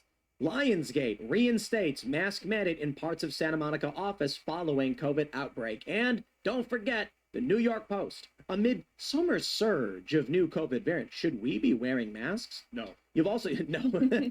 No, we shouldn't be wearing masks because it causes bacterial pneumonia. Bacterial pneumonia, which is a lot harder to get rid of than just normal run-of-the-mill pneumonia. It also causes black mold to enter your respiratories and grow. And if that happens, you have to have some sort of antifungal medications. I sure wouldn't want them. You've also got a bunch of stories about Biden advocating for people to start getting their vaccines once again. We've got a new vaccine variant being released this fall, according to Forbes. but it seems very likely, at least right now, that COVID mandates will be returning. Now, the story started with none other than Alex Jones, who said that he spoke with a TSA whistleblower who said that they had been called into a meeting to discuss the new COVID policies, and by October, they will be in full-blown COVID policy mandate, etc. I don't know if that's guaranteed, because often when there's a big question, now that the cat is out of the bag and we're not, we've been alerted to this, how quickly do you think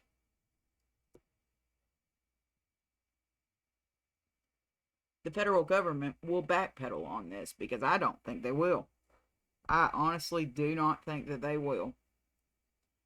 I don't think there's any backpedaling this time about it. I mean, I find the timing odd.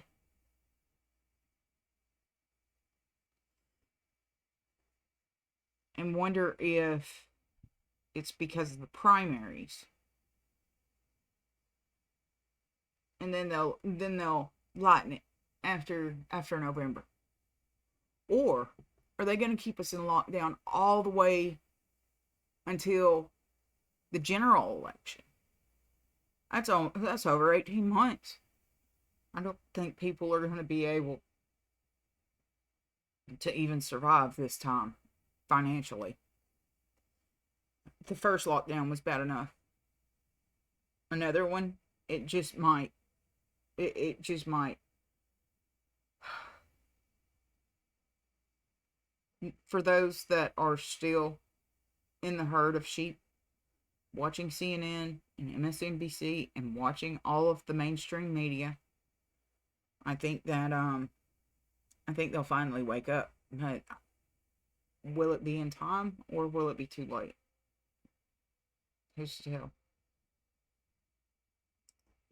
Backlash when we talk about things, when other shows talk about it, then these stories might disappear because they're worried about a big splash shocking people. So maybe nothing happens. But I do gotta say, I don't know what else the Democrats can do to try to win in 2024, because they desperately need that procedural help when it comes to universal mail-in voting. We could supply a good candidate. That would help. Robert F. Kennedy, I don't know if he really has a chance in hell. The problem with the Democratic Party is they have super delegates, so they can just pick the candidate. So it doesn't really matter who votes for who. They just decide that that's the how it person goes. we're going to run this time. So nice Democratic Republic. Well, it's like, the Democrats are the Harlem Globetrotters and the Republicans are the Washington Generals. That's pretty accurate, I think. So Yeah. I Gavin didn't make that Newsom's up. not That's the really guy. funny joke. Michelle Obama doesn't want to run, I hear. Why do you keep bringing Michelle Obama up? I've heard that she wants, or they wanted to run. They her. wicked wanted to run because she would win, but she I doesn't don't want to do it. You don't think so? I would have agreed with that a couple of years ago. I'm not so convinced today. Trump got 75 million votes in 2020. That is more than he got more votes than any sitting president, any incumbent. And historically, I believe this is true, a president who received more votes in their reelection has never lost until Trump. There were a lot of things that affected 2020, but the most important factor here is the Democratic Party. You will never hear Tim Kass deny the election. You just won't.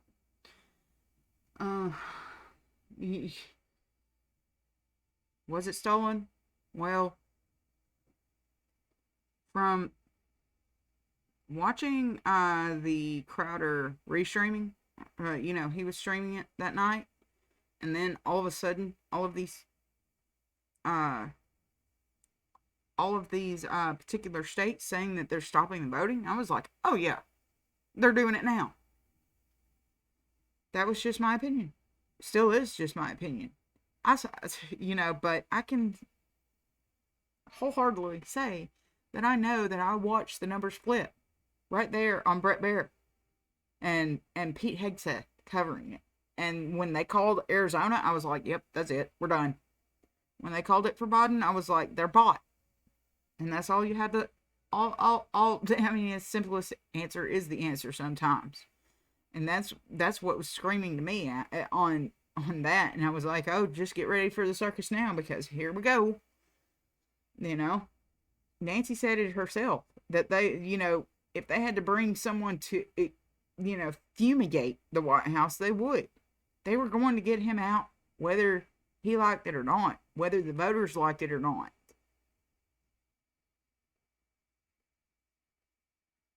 Well, for sure. I mean, judges, governors, policy changes, lawsuits, etc. But when all of these never-Trumpers and Democrats are saying Trump can't win, actually now the Democrats are saying Trump can win and probably will win, and you get these never-Trumpers being like, no, Trump can't win, even when Democrats are like, actually, it's looking pretty good for Trump.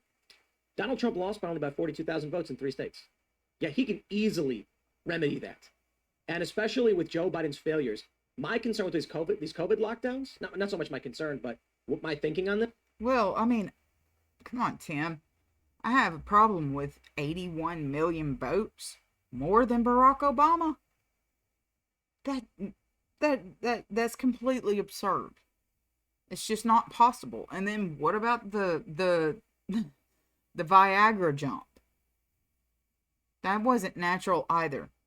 And for, that Georgia woman to claim that she was seeing just batches and batches of votes for only Joe Biden, zero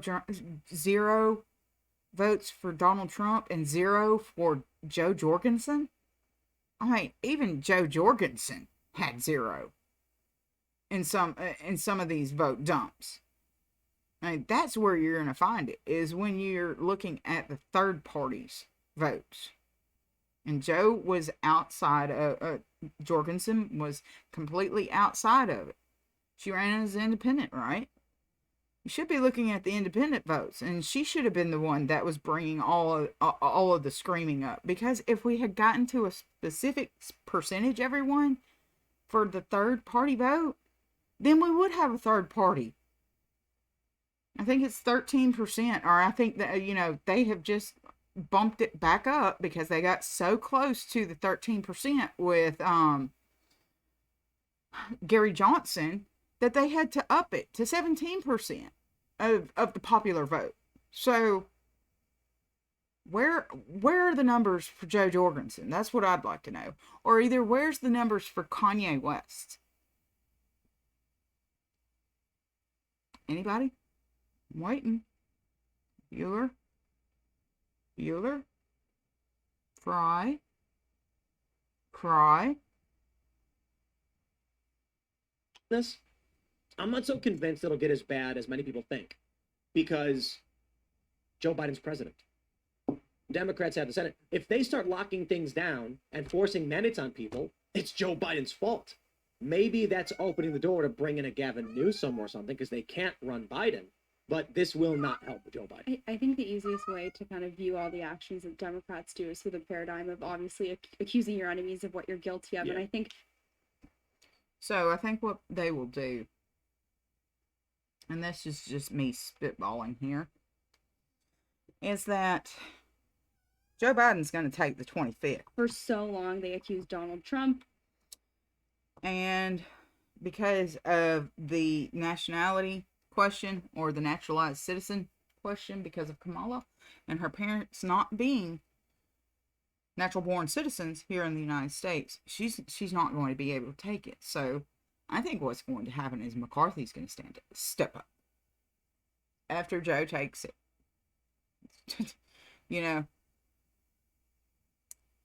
It's just kind of kicking them in the teeth right now that they didn't do this before Nancy was booted out of the speaker chair. They were really hoping. And that's the reason that they keep holding off. They don't want McCarthy in there. Would he be a good president? I don't know. Honestly, with how he's, doing the speaker job, I don't think so. He hasn't kept his promises at all. And this entire, talk of should we impeach Joe Biden, and the slow walking of them getting an impeachment inquiry going. Well, this is the reason. They're just slow walking all of it. of, conspiring to overturn the election results, and sort of more broadly the Republican Party. That's what they did in 2020, and even from the onset of Trump's campaign in 2016, right? It was Russia, foreign collusion. And I really think that if you look at the pandemic through that lens, in other words, they used the mail-in voting, they used the pandemic as an excuse to allow a bunch of money from, these Mark Zuckerberg-aligned groups to really change the way that elections were run, to really turn it into nothing that resembles a free and fair election. And I think that is why they have been going so hard accusing Donald Trump and the Trump campaign of trying to alter election results and conspiracies to, overturn elections, because in reality, that's what they're fundamentally trying to do. And I think one of the ways they do it is the lawfare with the indictments and stuff like that. But I think these COVID-19 mandates, it's another form of lawfare that is almost more nefarious. I think we were talking earlier about the point just being to get mail-in ballots out. I think that the lockdowns are just going to be, I think that the government and stuff will say, okay, you should lock down, or there will be lockdowns. I think there's going to be a large, vast majority of Americans are going to ignore it. And then the government's just going to behave as if everyone's doing what they say. They're going to act like everyone's listening, like everyone's locking down, and everyone's going to be like, it's so weird that they keep saying that this is like we should lock down, but nobody does anything. And they're going to use it as an excuse so that way they can mail out ballots again. So that way they get the ballots into people's hands. I think 98% I agree with you. I would tweak it only slightly. I think what they may end up doing is they'll say, we realize that, hard lockdown policies were widely condemned. And so, listening to the will of the people, we are going to roll out our guidelines that you lock down. But no, this time, no one's going to force you. And then because that was under Trump that you were forced. And Joe Biden. And they can still use it as an excuse to send out the ballots, absolutely. And they'll say, and because our guidelines are as such, we'll be sending out mail-in ballots to every single home in the state. Well, and remember, too, that I think it was either this week or next week, there was a lot of consternation over the fact that Joe Biden was potentially going to declare a climate emergency and use it as a pretext to kind of institute climate lockdowns and whatnot. So frankly, I always thought that it would be more likely that they would bring about the second round of lockdowns via the climate change or other kind of manufactured. I don't know how that works, because the first lockdowns, people would, like myself included, gave the government the benefit of the doubt, gave them the benefit of the doubt, said, okay, we're going to say, if the stuff that you're saying is true, it could be a problem, so we're going to give you the benefit of the doubt. Yeah, I gave the benefit of the doubt because I have no spleen, no gallbladder, no appendix. 3 of the most important secondary organs that you have for your natural immunity. And I don't have 3 of them. So, yeah, I gave them the benefit of the doubt. And it was a few days in. And then he started all of the press releases and everything, which that was a bad idea, Mr. Orange Man. I really think that was a bad idea. You let Fauci take over all of those little pressers, and they started, pushing you up towards the forefront. That's when you should have known. You should have known, oh, they want me to be the face of this, and they're wanting to discredit me and all of that. I mean, every press release. And I saw that woman, Deborah Burks, kept changing the scarves. She had a new scarf for every damn day. It was like, those aren't cheap. I know it because they're Hermes. Very expensive scarves. I mean, one scarf can run you at least $500 to $700. And she's sitting here showing up with an Hermes scarf every single time. It's like, no, no, something's up here.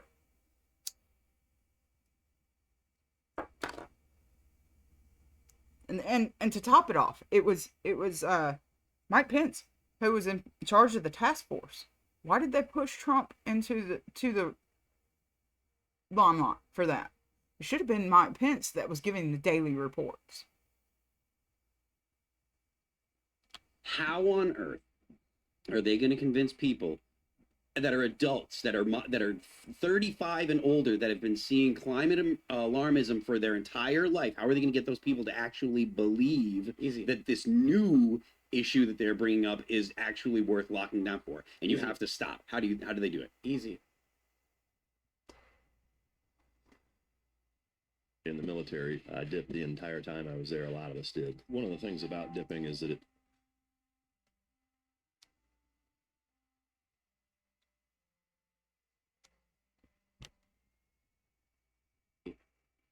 Smog. Huh. When the smoke came here, I was messed up. I woke up, my throat was on fire, and I was short of breath. Are we seeding the clouds to get? Are we starting fires to get smoke? I mean, I'm just saying they're going to use the smoke now. And I'm not sure of how many have actually put 2 and 2 together here, but I have. Before that, all of those tiny little fires that were on the radar started in Canada to make that smog that he's talking about. A couple of weeks before that, in California, there was 60,000 pounds of ammonium nitrate to go missing. Now, if you put that all by itself, it's not it's not flammable by itself. But if you mix it with sawdust, it is. And it makes the biggest. And it keeps going and going and going. It doesn't stop. Now, what do you want to bet? That the Postal Service got wrapped into it. And that these climate activists that stole that 60,000 pounds of ammonium nitrate ended up in 60,000 different little packages. Going anywhere and everywhere. Problem as a pretext for we need to do something about this. Now, I'm not saying they're starting fires. I'm saying they've already said the smoke is going to come back this fall.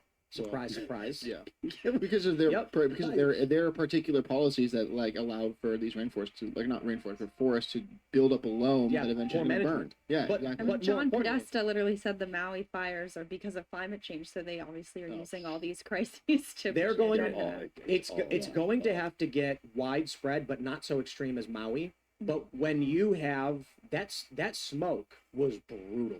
It was really, really bad. And we had to bring the chickens inside because the chickens are low to the ground. Where did you put them? We put them in a shed. We put them in a shed. We had to get some kind of like air conditioning because it was too hot. But you need something to put them inside to deal with the particulates because they can die. You get enough of those events where people keep panicking and people are getting sick and people are going to the hospital, and then they're going to say, we have to do something about climate change. And I mean, even look at Hurricane Hillary in California. I'm from California. My parents are there. They sent me videos and I sort of joked to them. I was like, it just looks like it's raining. And I'm sure people were injured. That's what hurricanes look like. You know, no one died in California, right? I think I'm correct in that. One person maybe died in Mexico. But my parents said you went to the grocery stores, every single thing except for sliced white bread was gone. And I think that shows you how the media, if they really can manufacture a narrative around some, looming impending natural disaster, whether it's the smog, a hurricane, this, that, even if in reality it's not actually as intense as they want it to be, they can sort of like social engineer a reaction or a response to it that elicits almost in some ways a reaction that's worse than a hurricane. I agree, but I gotta respond to this. The flexibility hurricanes, is crazy. Right. Hurricanes are just drizzle. At Hurricane Sandy in New York, there was no rain at all. And this is a mistake I made when I was in Hurricane Irene in Virginia. Don't get me wrong, hurricanes can have rain and there was some rain for Sandy. So when I was in Sandy, overnight, I'm standing near the stock exchange in the financial district, watching Manhattan flood, and the waters are rising, and we're putting sandbags out, and there was no strong wind and there was no rain at this time, and all you heard was a whoo, because the wind was going above the buildings and being refracted from the buildings. When I was in Irene, no strong rain at all, and I was shocked, and I was like, where's the rain? So I see all these videos from people, and they're like, this is the great hurricane, it's just drizzle. And then you have this massive flooding sweeping through the LA River, and man, there's this video of these guys jogging, and the water is raging next to them as they're on this walking path. And then they come to this water that's flowing rapidly across the path, and they hop and skip through it. And I'm like, that's how you die. Because you put one foot down, it pushes you over, and you get swept into that massive raging storm current, and then you're dead. The issue with hurricanes is always storm surge. And I also want to add, we know It's where the saying "still waters run deep" comes from. Is that the faster it is, the faster it is, the shallower it is, and the deeper it is, the slower it is. Thank you, Girl Scouts. But the hurricane in Los Angeles wasn't climate change. It was the wrath of God over the dragnons. I'm kidding. But it is crazy to see. We've got the news is the most important factor in whether or not you get a reaction. If the media, and even we are guilty of this, and everyone's guilty of this, the media dictates the narrative and the story. All their journalists will just start talking about the same thing, and then all the conservatives will come out and react to it. So when they decide the big story is going to be these fires, everyone's like, oh, the fires, oh, the fires. And then you're going to get more and more news where they're going to put the smog death counter, and they're going to, and they're going to be like, we have to do something about it. And then all of the Democrats and all the neolibs are going to be like, why aren't you locking down? It's the smog, it's coming, it's climate change. I believe it's entirely possible. I imagine there will be a lot more interpersonal conflict with people on the street, people saying, why, when it comes to people that are complaining about, oh, why aren't you locking down? And then the people that don't want to lock down, don't want to wear a mask, they're not going to be quiet about it anymore. Like, again, people gave the benefit of the doubt the first time in 2020. They're not going to give the benefit of the doubt anymore. Yeah, 15 days to slow the spread. Fool me once. As soon as someone says something about, oh, why aren't you wearing your mask? Someone's going to be like, because I want to get, whatever. They're going to just, give a bunch of lip, and it's going to be a lot of confrontations. I've got a feeling the people, not all of them, but for the most part, if people are scared into wearing masks by TV shows, those are cowardly people. That's a behavior of cowards, and cowards aren't very likely to come out on the street and challenge you for not wearing a mask. They absolutely, if they're afraid, then they're going to be like, that person is endangering me, and it's going to be a fear response when they go up to them and confront them. It's not going to be about asserting themselves for dominance. It's going to be, you're going to hurt me. That's always what the case was when it came to the people that were like, oh, you're not wearing your mask. It's always like, you should be wearing your mask because you're going to hurt me. I liken back to 2020. And I think you just said it, 15 days to slow spread. The only reason in hell I would ever lock my country down is because there was some sort of flesh-eating virus tearing through the population. You never do that to your country unless it is the last-ditch effort circumstance that you have no other choice. You lost running water, you lost soap. In those situations, maybe, because that is the recipe to destroy your country, is to shut it down. Don't do that again. And don't make people put fucking dirty masks on. I'm sick of it, man. I'm fucking sick of it. I will not do it again. Love this guy, man. Thank you. I wonder how many people feel exactly the same way. Yeah, I agree. Well, we're out in West Virginia, so we came out here because we were in New Jersey, and it started getting really intense. There was talk locally about shutting down the bridges out of New Jersey, and I was like, I'm leaving. I'm not going to stick around to wait and find out if I'm trapped on this peninsula.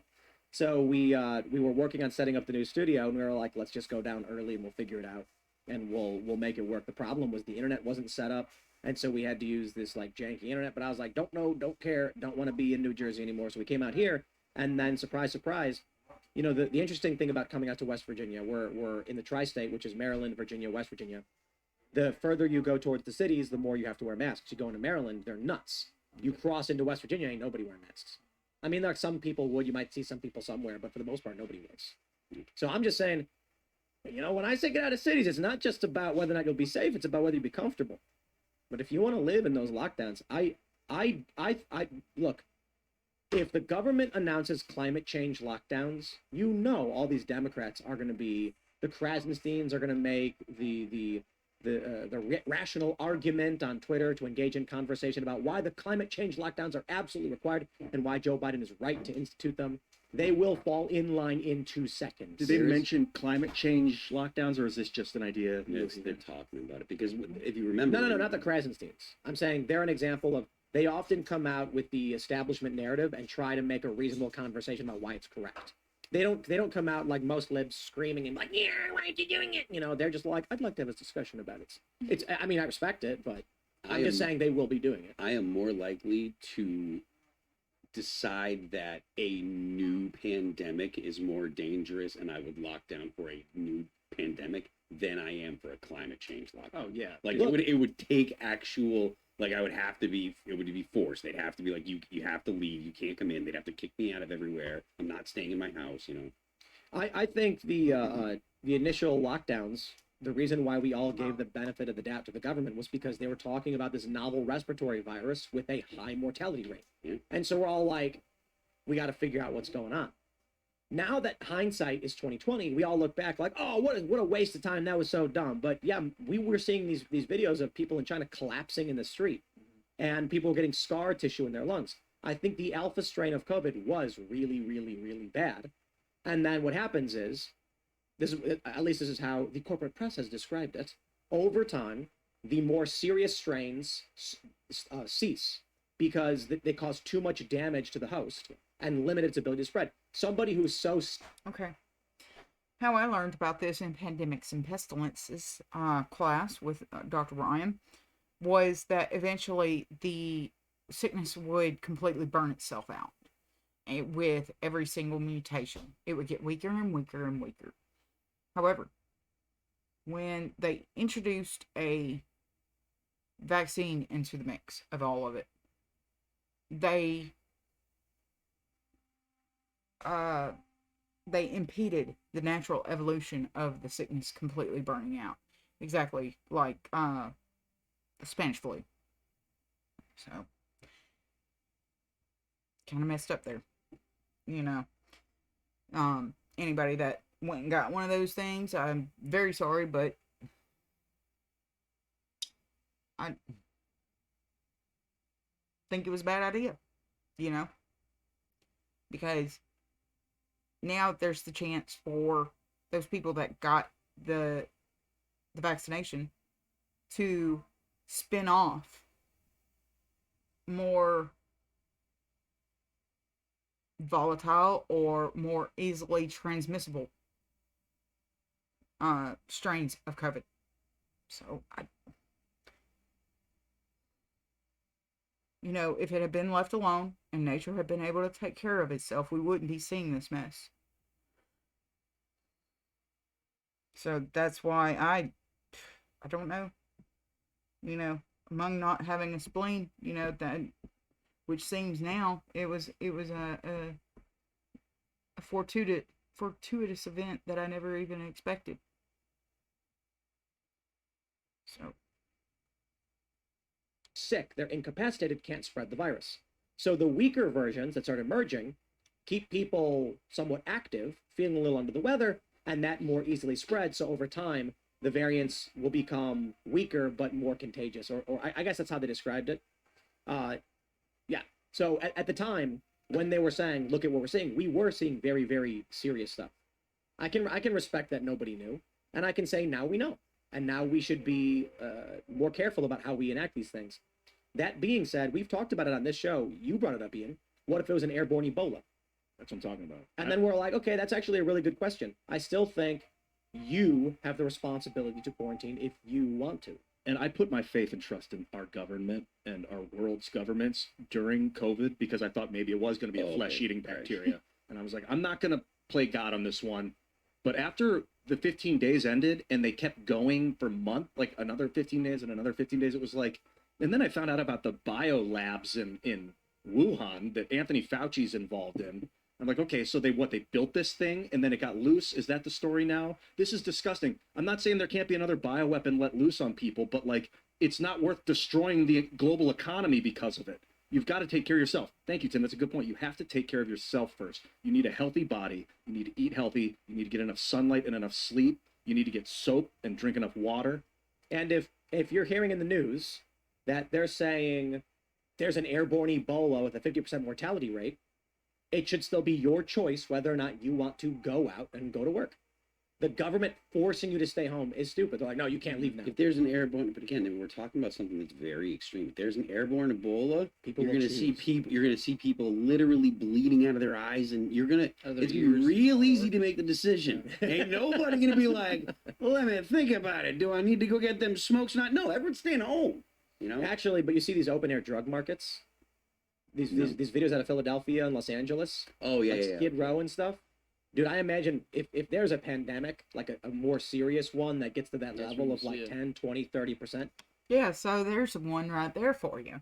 You know, you should have been able to see right away, people, that the homeless people weren't dying over in California when COVID was running around. You should have known then. When they kept saying, "Oh, the homeless population is getting bigger and bigger and bigger in California," you should have seen it then. Just an observation. There's going to be videos of all of these people being like, Yeah, like leprosy vomiting. was nasty when they Oh, couldn't, dude. before they knew leprosy was like just a bacteria that eats flesh. Before they had soap, really, they couldn't wash it off. That's basically the cure. They would touch people's bodies and they would get the bacteria on their own skin, and then their skin would start to get eaten, and they thought it was contagious. Like, so they would quarantine lepers, but like, leprosy's not that easy. I gotta just reading about it last night. Oh, cool. I gotta read a super chat. Normally we wait until the end for super chats, but it's too good. Chaser says, Ian just broke the die to reveal a 21 inside. Yes. Yes, I love that. I love how the saying hindsight is 2020 like literally applies to COVID because it literally was the year of 2020, right? I know. That's a good Isn't one. that weird? I can't take credit for that. I had a hairstylist who was like super hippy dippy and into all this stuff. And she was giving me all these sayings. Oh my gosh. But I think what enrages me the most, and I obviously did a lot of reporting on Anthony Fauci and the biolabs and the Wuhan Institute of Virology, is that this very same group, EcoHealth Alliance, was sort of funneling the taxpayer funds to the Wuhan Institute of Virology. They have continued to receive multi-million-dollar grants from the federal government, even from the Department of Defense, particularly working on, believe it or not, the grants are under the weapons of mass destruction category, sort of in the bioweapon territory. And they've renewed even that really controversial grant from NIAID, the National Institute. That's because, Natalie Winters, unless they actually go back into past legislation, you're not going to get rid of those grants because they're written into the legislation. The way I understand it, every time that they have their big omnibus bills and whatnot, that's where you should start, is all of those, because that's where a good portion of all of the pork is. Institute of Allergy and Infectious Diseases to EcoHealth, the same grant they were working with the Chinese Communist Party run lab on these, manipulating bat coronaviruses. And also, it's so enraging because you hear all these Western scientists still sort of championing the crusade of, oh, we need to partner with scientists in China who are all under the thumb of the Chinese Communist Party. And it just seems like the establishment has not learned their lesson at all when it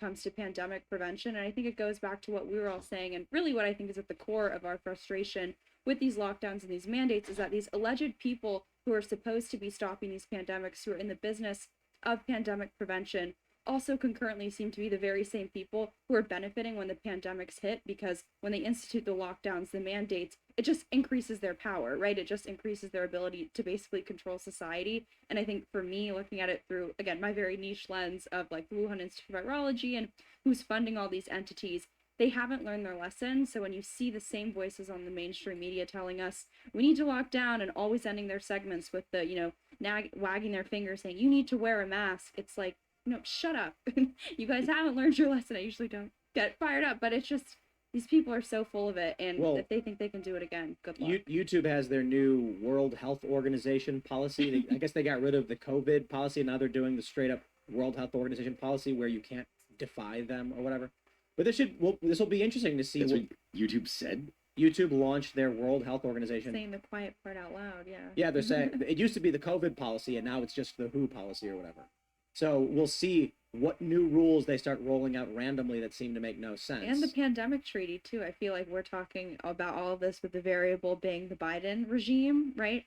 But I think the climate lockdowns are something that would probably be instituted, I would argue, more from a global perspective. I think they would probably emanate more so out of the United Nations. And if you really look at the genesis, the origins of the concept of climate lockdowns and combating climate change through mandates and stuff like that, it's not really a Biden regime idea. It's more of a United Nations idea. I want to say one thing before we go to the next story. I'm just imagining that there are some like deep state intelligence agency guys who have to watch the show every night, and they just saw Ian snap, and now they're all scared. Like, have we gone too far, dude?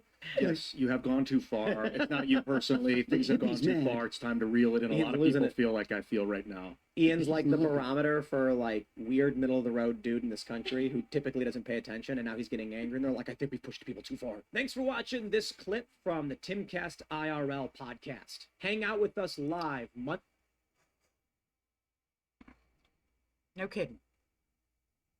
Well, Joe Biden's latest trip to Hawaii shows he doesn't care about Hawaiians, doesn't care about Americans. Joining us now to assess Biden's latest blunders in the first GOP debate without President Trump is host of the Megyn Kelly Show, Megyn Kelly, not Megyn Jelly, but Megyn Kelly's. Now, these two used to be on Fox at the same time before Eric Bolling's exit and Megyn Kelly's firing. So, they're former co-workers. They know each other. They're friends. So this is the reason that they seem so chummy. Thank you, Megan. So I would say, listen, I think Fox is in trouble. I mean, I think Fox is going to have a real snooze on their hands tomorrow night without Trump. I mean, it just feels like a lot of people vying for second place. Who watches a second place football game? Well, I think it's going to feel a lot like 2012. You know, I mean, it's like before we had Trump, we had to do this with regular candidates who weren't that exciting to watch and wanted to talk about policy. And, you know, some people would prefer that, but there's a reason the ratings shot up to 25 million when Trump appeared at that first Fox News debate back in August of 2015. Say what you will about Trump, you cannot argue the guy's a ratings machine. I mean, there's proof positive of it in every corner. So without him, I think they'll suffer. I think they'll be boosted somewhat by the fact that those people on the stage are going to be talking a lot about, guess who? Donald Trump. And he's interesting to talk about even if he's not there. So that'll be somewhat of a boon to them. It would be worse if he were not even in this race, ratings-wise. But this is definitely a middle finger by Trump to Fox News and Fox Business, which have the first two debates. And he's said he doesn't think that they've treated him very fairly and he doesn't want to go. Why should he boost their ratings? And the fact that he's going to do a sit down with Tucker during the debate, that's going to air during the debate, is a double, as we call it, the double barrel, Eric, because of course Fox screwed over Eric. And so both of these guys who feel like they were kind of dumped on by Fox News are doing some dumping of their own. Yeah. Is the middle finger to management, do you think, or do you think it's to Brett, specifically Brett? I mean, Brett had that sit down with him maybe a month and a half ago or so. And I interviewed Trump a week and a half ago.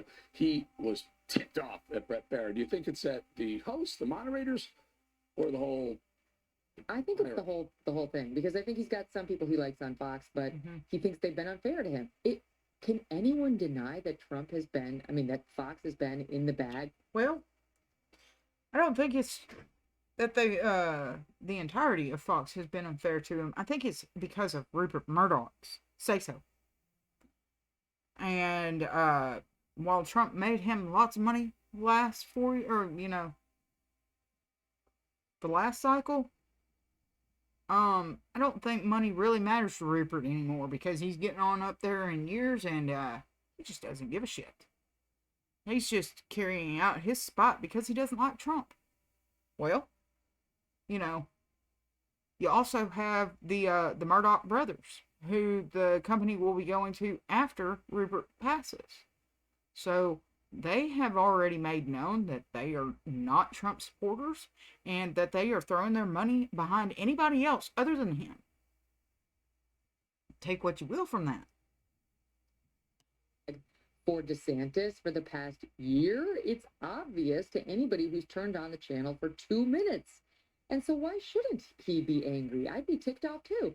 The only reason they're now giving Trump any sort of fair shake is because he bent them to his will.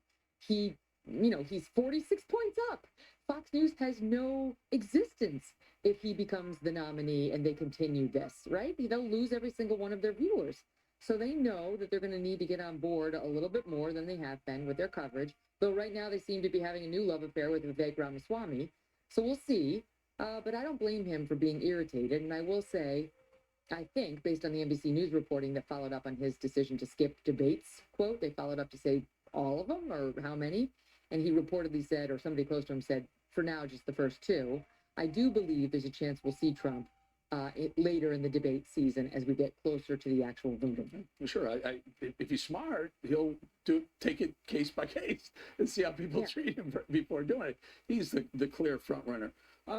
Joe Biden, let's pivot a little bit here. Joe Biden over the weekend finally found a way to get to Hawaii. He spent 5 hours there. 5 hours. Megan, there are people as he drove by, F Joe Biden, yelling that. People saying, I don't want you there. And we're going to show a picture. Look at it. He's falling asleep. Okay. For some of the CNN or NBC, MSNBC, I don't remember which one actually made the comment that he was praying. I'm sorry. If Joe Biden is a Catholic, you have a rosary, and it is visible when you are praying. Just saying. Sleep at a ceremony honoring the people who have fallen. And by the way, they're still counting the bodies. Joe Biden, Megan, makes a joke about the hot ground when he gets off. And Joe Biden talks about a story where he almost lost his wife, his beloved Corvette. I don't know if the boxes of documents were in the Corvette or not at the time, and his cat, while when the reality is he had a little bit of a kitchen fire in his sink. I can't. It's I can't so either. offensive. It's so deeply wrong. You've got at least 115 people dead on the ground there. You've got almost 1,000 more missing, including potentially scores of children. And he has the nerve when he finally shows up after no commenting their deaths and devastation to make it about himself. Yeah. Himself. Yeah. To talk about his fake fire that almost killed his wife. That's not what the news report said. We pulled the AP news report from 2000. Okay, I'm not too sure about the numbers about this anymore, but at one time, there was only 25 cadaver dogs in the United States that were ready to go, so to say, with their training and everything through the cadaver dog training. And the reason it is taking so long for them to be able to do the search and possible rescue, but not even rescue now, and we know that. But these dogs, they are specially trained, and after they find one corpse, they have to take a break. They have to take a break for at least 25 to 30 minutes in order to be able to clear out their olfactories. And this is one of the reasons. And now, if they only have 25 cadaver dogs in all of the states still, then this is the reason why it is taking so long. Because, one, they have to get them booted up. And there is a reason that the dogs are having to wear boots. Is that because the ground still has hot spots, supposedly. And not only that, the dogs, they can bring out biologics on their paws. And that is another reason, because they have to clean the dog after they have done their job. They have to clean them thoroughly. They have to let their noses rest, because if they use them too frequently and not cycle them and taking turns, the dogs will lose their olfactory, and it will they will be put out of commission. So this is the reason that the search for the dead is going so slow. I didn't know if I don't know if any of you knew that, but that is a true stat out there. Is that the last time I checked is that they only had 25 dogs in commission at all.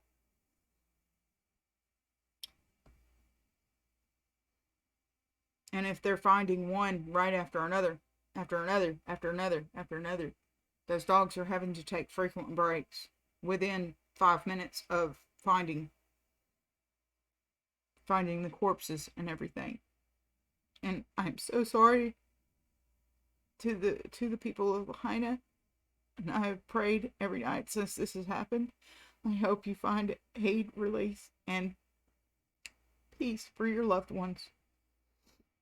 And remember all of those good memories, and please don't hold on to bitterness. Because if you hold on to bitterness, it will give them some sort of outlet in order to remain behind. And you don't want that. Let them be at peace. Avenge them, yes. But let them rest. 4, and it described the fire as insignificant, contained within 20 minutes, and limited only to the kitchen. There was nothing about how his wife allegedly almost died. And now he has the nerve to get up there and actually talk about his Corvette. But that just tells you that it was a lie. Who that actually almost lost their wife after having lost a first wife in a car accident would refer to it so cavalierly in the same breath as, oh, and my Corvette? This is not a joking matter. Just ask the Hawaiians who you've been ignoring for 2 weeks as they've been begging you for some attention. They're angry. And this is not exactly a red state, Eric. I mean, these are probably Biden voters who are yelling F. You know, I was actually thinking about that a little bit last night, in that Hawaii has always been blue as long as I've been alive. And I thought to myself last night, I was like, this is going to turn Hawaii red for the first time in my life. I really believe it. Let's see if it'll happen or not, because I think it just might. This just might turn Hawaii on its head. You to him and saying they're over him. So he shows up. He makes it about himself twice, by the way, in second remarks later on. He went back to, I know what it's like to lose somebody, went back to the loss of his first wife in a different context that might be appropriate. In this one, stop talking about yourself. Talk about the people who are suffering.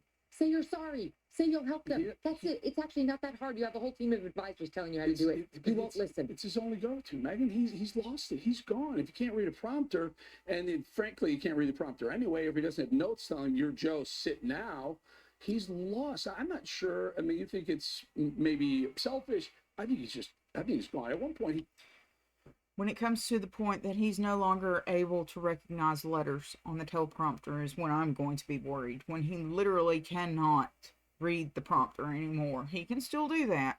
So I don't think we're there just yet. So when he can no longer read the prompter, everybody, it's coming. It's coming very quickly.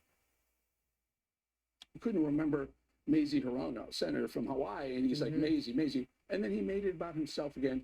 I wanted to name my granddaughter Maisie. Like, you don't name your own granddaughter anyway, Joe, you fool. But then Maisie, he couldn't remember her last name. I don't know, Megan. He lied about going to a black church growing up. He lied about growing up in a Hispanic neighborhood. He lied about going to a Jewish synagogue. He plagiarized his way through 1988 presidential election. He lied to a Gold Star mother who lost her son in Afghanistan and said he lost Bo the same way when Bo died of cancer. The guy cannot stop lying. It's his nature. It's in his DNA. There's no question about that. But I also think you're giving him too much of a pass, because I do think what his behavior has been heartless. I mean, I've been thinking about it lately because, of course, we know he ignored the 7th grandchild and only acknowledged Little Navy once the New York Times and Maureen Dowd publicly shamed him and said, this is disgusting.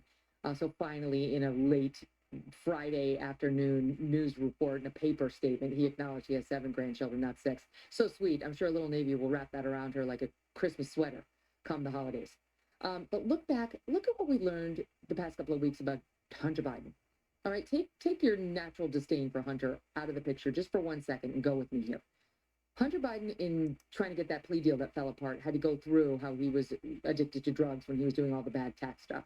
We all know why he was saying that. But he did reveal, in the context of this, that he was in and out of rehab. He was inpatient rehab 6 times, also outpatient several other times, about just how addicted he was to the booze, to the crack, you name it. During these times, during 2014, You know, I've actually been wondering on this, and I don't think he's just an addict. He's a functioning addict. He can't function without it. So, I think he's to that point where he is a functioning addict, and he can no longer function unless he has it. And that in itself is very dangerous for any addict. Because if you don't have it, you're just not able to function. I mean, I don't know how many times I have to go over it. You know?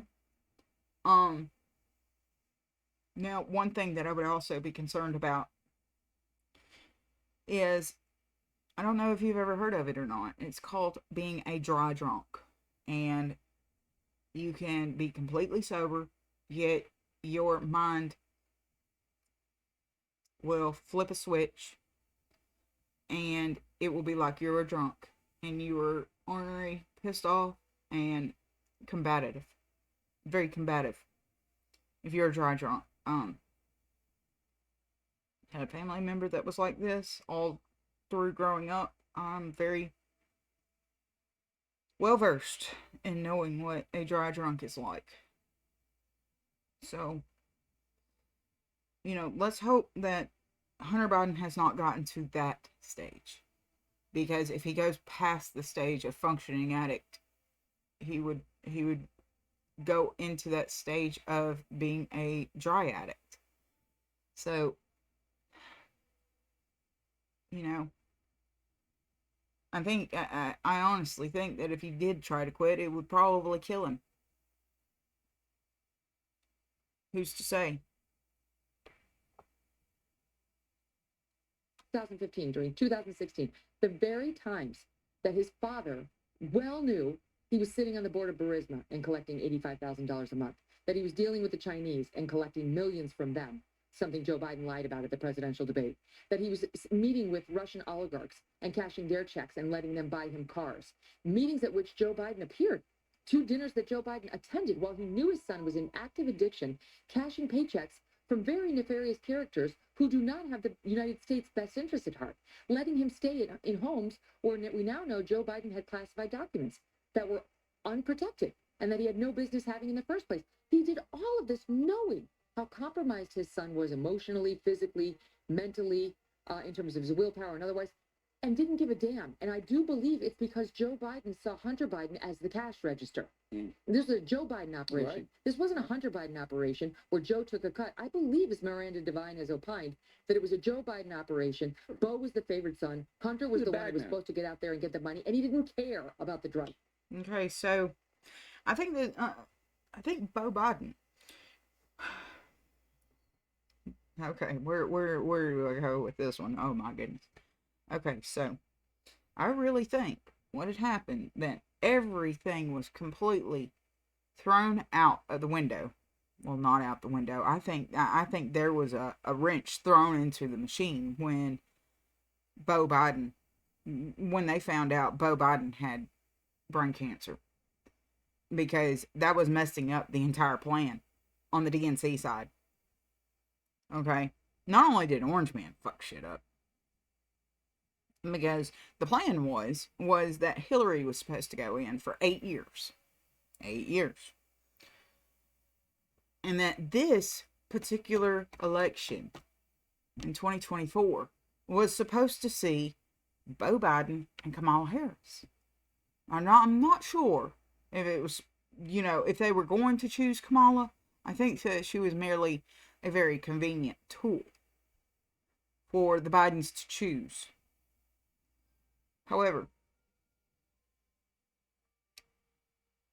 after Hillary saw us into our managed decline because the pandemic was really supposed to be released, and the election between whoever was going against Bo Biden, that was supposed to be it. Everything had to be accelerated, so to say, for the 2030 agenda, because it was at one time 2050. And then China found out, oh no, our birth rates are so low that we are going to collapse. So everything got pushed ahead and accelerated in order to be able to see our managed decline, our financial decline, and eventually, Joe Biden came in with the mail-in voting and everything. See, that wasn't supposed to happen. Not until this particular cycle. They were planning this.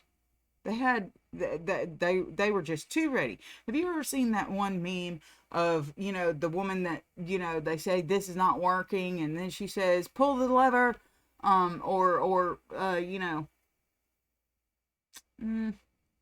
it's from Austin Powers, that lady. But yeah, I really think that's what they had in the works. It was because it was supposed to be Beau Biden. And the thing is that, Beau Biden, he had no record like Joe does on camera and all of the gaffes. So when Beau died, and they had to run someone against Trump, and they didn't, and they weren't going to do Hillary again because Hillary was already too compromised. That's the reason. That's the reason Joe ran. It was supposed to be Beau, but he was the one said, no, I'll do it. Since Beau's gone, I'll do it. He had to keep the money train going somehow, some way. I would also look into some sort of, if I was Comer's bunch, I would definitely be looking into the campaign funders and who funded Joe's campaign. Not, on top of, all of the money that Mr. Soros contributed all across the country in order to be able to get all of these crooked district attorneys and prosecutors in. Take what you will from that. Hunter was the bagman. Joe knew he was selling his influence and his and it would have access, never and been he found needed out someone to do it if it had been Beau. And poof it, make it go away. And James Comer on the committee is proving that. Megan, really good having you on. And if the media, if the media would just find a soul and call it what it is. And by the way, folks, don't take Megan's word or my word. Just watch the guy walk around. He's walking like a literal zombie. I have no idea what it's all about. Megan, always really, really good having you on, my friend. By the way, folks, you can check Megan out on her podcast. Tell us where it is again, Megan, very quickly.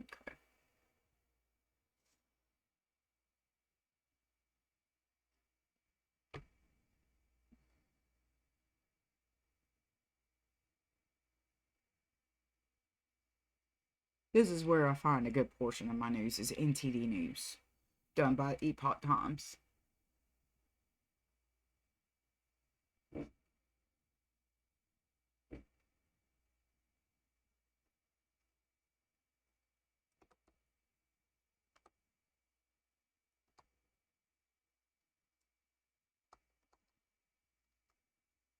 Expert.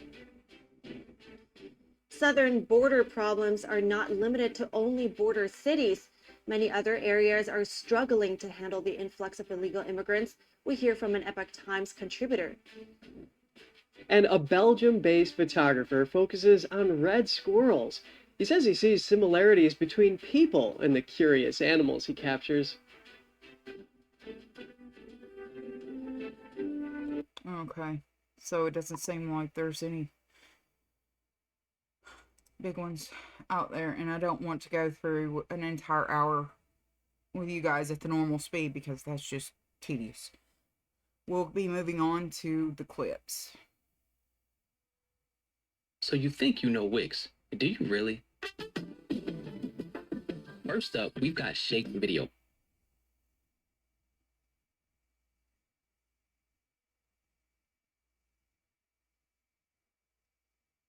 Also breaking tonight, 4 subpoenas have been issued to IRS and FBI investigators involved in the Hunter Biden probe. Here now to explain, House Ways and Means Committee Chairman Jason Smith, along with House Judiciary Committee Chairman Jim Jordan. Both, by the way, are responsible for the subpoenas. Jim Jordan, before I get to that. Okay. So when I saw the title for this clip earlier, I actually went and did a little bit of Googling, and the title of this clip is, "Can you imagine putting Joe Biden on the stand?" Jim Jordan. Okay. So my question was, can someone with Alzheimer's testify in court? And here's what Google had to say. Fortunately, these behaviors can be evaluated clinically.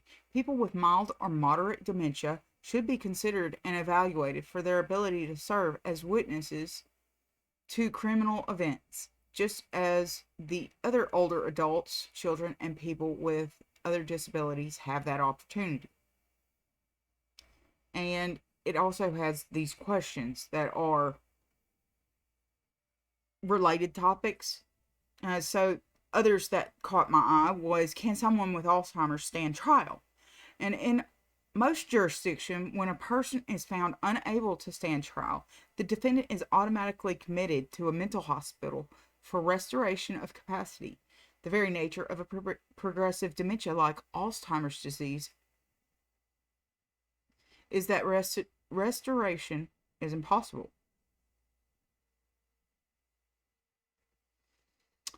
Can a person with dementia be charged with a crime?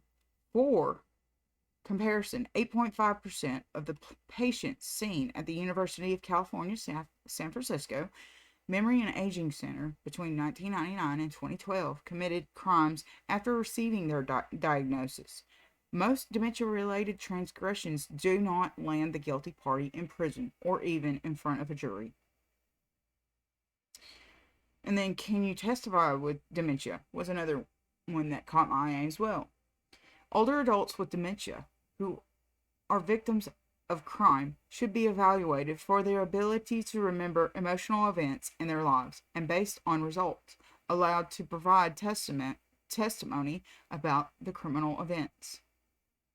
So that's what caught my eye about it, and I just wondered how that went, and this is from like the Office of Justice Programs.gov and the American Bar Association and Scientific American and OJP.gov. So those are actual government sites providing Google with the answers really quickly. And this was this was less than 0.330 seconds. Okay. So we'll continue. But, I just wanted to get that out there. So if there were any lingering questions, we didn't leave it to these guys just to answer it for us.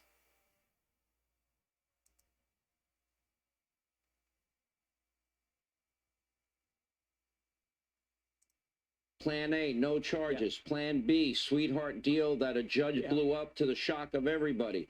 That Weiss worked side by side with Hunter's brother, Beau Biden, Joe's son. Politico, Hunter's lawyers threaten the White House. Joe's going to have to testify. And then Hunter's lawyers demanding the DOJ prosecute the whistleblowers. I'm betting you have a lot to say about this. Yeah, the idea that Joe Biden's going to testify is ridiculous. Can you imagine putting Joe Biden on the stand right now and him facing cross-examination? I mean, there is no way that's going to happen. But this was the pressure campaign they were putting on the DOJ. And John Solomon's exactly right. But for these whistleblowers, that sweetheart deal would have been even sweeter. They weren't even going to require Hunter Biden plead guilty to anything. This is how bad this was. And what we want to do, Sean, is we want to talk to the folks who were in the meeting. These whistleblowers come forward. They change history, as John Solomon just pointed out. What prompted them to come forward? This meeting, October 7th, 2022. You got David Weiss, you got Gary Shapley, the whistleblower, and 4 other people in that meeting. We want to talk to those 4 other people because that's the meeting that Gary Shapley said that was the red line meeting. When I decided there was no way this investigation was going to do the right thing, we had to come forward and talk to Jason Smith, Chairman Smith's team at the Ways and Means Committee, and then they came forward and their testimony, unlike the White House's story, unlike the DOJ, their testimony has stood up and they've appeared entirely credible throughout this ordeal. Jason Smith, these whistleblowers spoke to your committee, the House Ways and Means Committee. What's your reaction to Hunter's lawyers demanding that the DOJ prosecute those whistleblowers, especially after listening to Joe Biden praising whistleblowers, but that was the hearsay whistleblower that was against Donald Trump? One thing about it, Sean, when these IRS whistleblowers came before the House Ways and Means Committee, their stories has completely stayed the same. But the information that they released was shocking to members of Congress, and it was shocking to the American public. But Sean, you know who was not shocked about their information was the Department of Justice, because in fact, the Department of Justice just as the whistleblowers highlighted, they used numerous tactics that delayed the investigation to such a degree that the statute of limitations expired for some of the most egregious crimes of 2014 and 15 tax years. They denied prosecution, which is why we want to know about this October 7th meeting and why we've subpoenaed more individuals to answer our questions. And they divulged information to Hunter Biden's lawyers. If the whistleblowers wouldn't have came forward, we wouldn't have known those aspects, and they definitely changed history. All right, Jim Jordan, I want you to talk about the subpoenas that your committee, the Judiciary and the Ways and Means Committee, to the IRS and to the FBI from today. And do you think something's going on here with the New York Times, Politico, the Washington Post, and even Chucky Todd and left-wingers like him are now saying he's got a big problem? What does that tell you? Yeah, they see the evidence piling up. They see the credibility of these whistleblowers, and they see what was reported this week. You know, the story in Politico, the story in the New York Times. I thought there was all kinds of interesting things in there. Decided they were going to make Biden testify, that they wanted to go after the whistleblowers. But what really struck me, and it ties into what John was just saying, is that in 2019, Hunter Biden's legal team wanted to meet with him to talk about things. And he said, I can't meet that day because I'm talking with the impeachment lawyers. So is he talking with Daniel Goldman, the lawyer for Adam Schiff? Is he talking with that? Who's he talking to? Because it was all about Burisma. As John pointed out, they said one thing, the Biden team said one thing, the Democrats said one thing, but the documents show something else. They show that President Trump was on the right track. So that is definitely an avenue that we're going to explore as well in our investigation. Good. But right now it's the focus on that meeting, that red line meeting, according to whistleblower Shapley, where he said David Weiss told them he didn't have the authority that Merrick Garland and David Weiss were saying they had. And that's when he knew we have to go to Congress. We have to become whistleblowers. We have to tell the story so the American people get the truth about how wrong this investigation was being handled. Jason, last word. I would absolutely agree. You look at what the activity of Hunter Biden's lawyers were. They're the same people who told the Department of Justice prosecutors that if they bring charges against Hunter Biden, they'd be facing career suicide. And now they're threatening the president coming and testifying. It's outrageous. All right, thank you both. Hey, Sean Hannity here. Hey, click here to subscribe to Fox News YouTube page. You know, outside of impeachment, I wonder, have we ever had a sitting president?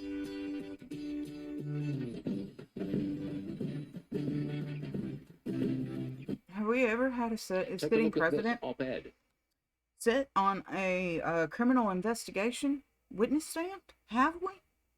I don't think we have. I mean, it's something I'll look up, though. I'll get back to you on that one. Seems like a fun research project. I'm quoting now. Vivek Ramaswamy could surprise everyone at the first Republican debate. Liz Peek wrote that, joins me now.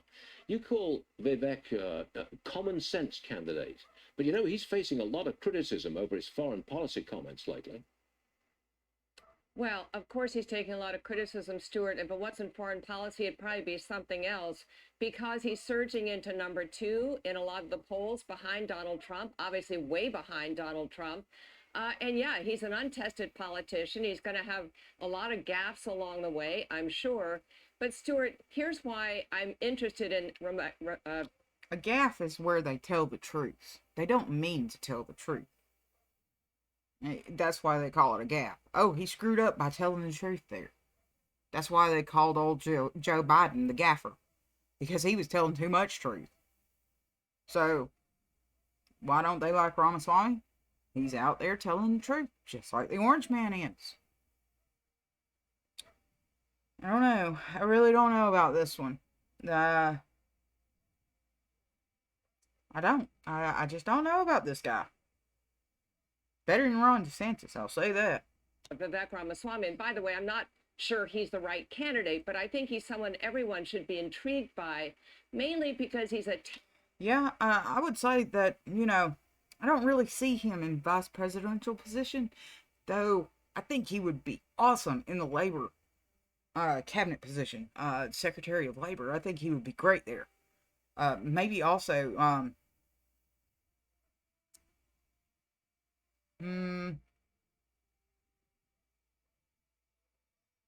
Department of Commerce as well. I think he would be good there. Or anything to do with labor and commerce and business. I think he would be excellent.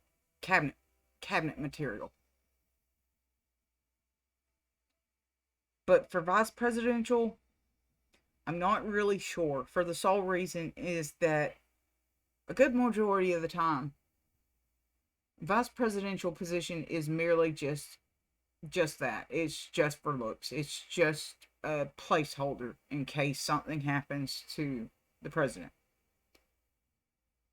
And it's like one of those overglorified jobs that you don't, that all you do is pretty much just pose for pictures, and you're there in order to be able to go to the Senate to be able to break a vote or break the tie breaking. Or if you have a tie, you are the tiebreaker, and you can be able to swing the vote either yay or nay. Tech entrepreneur. What does that mean? It means, like all tech people and all entrepreneurs, he's pretty darn smart. And also, he's approaching problems that we have with a different point of view. Tech is all about disruption, about innovation and new ideas. And I don't know about you, but as I look at our country and our government, boy, do we need some new ideas. And yes, a lot of his are what I would say is common sense, like, yes, there are two genders, and, you know, we can talk about everything else, or capitalism is the best system of government for raising people out of poverty and things like that.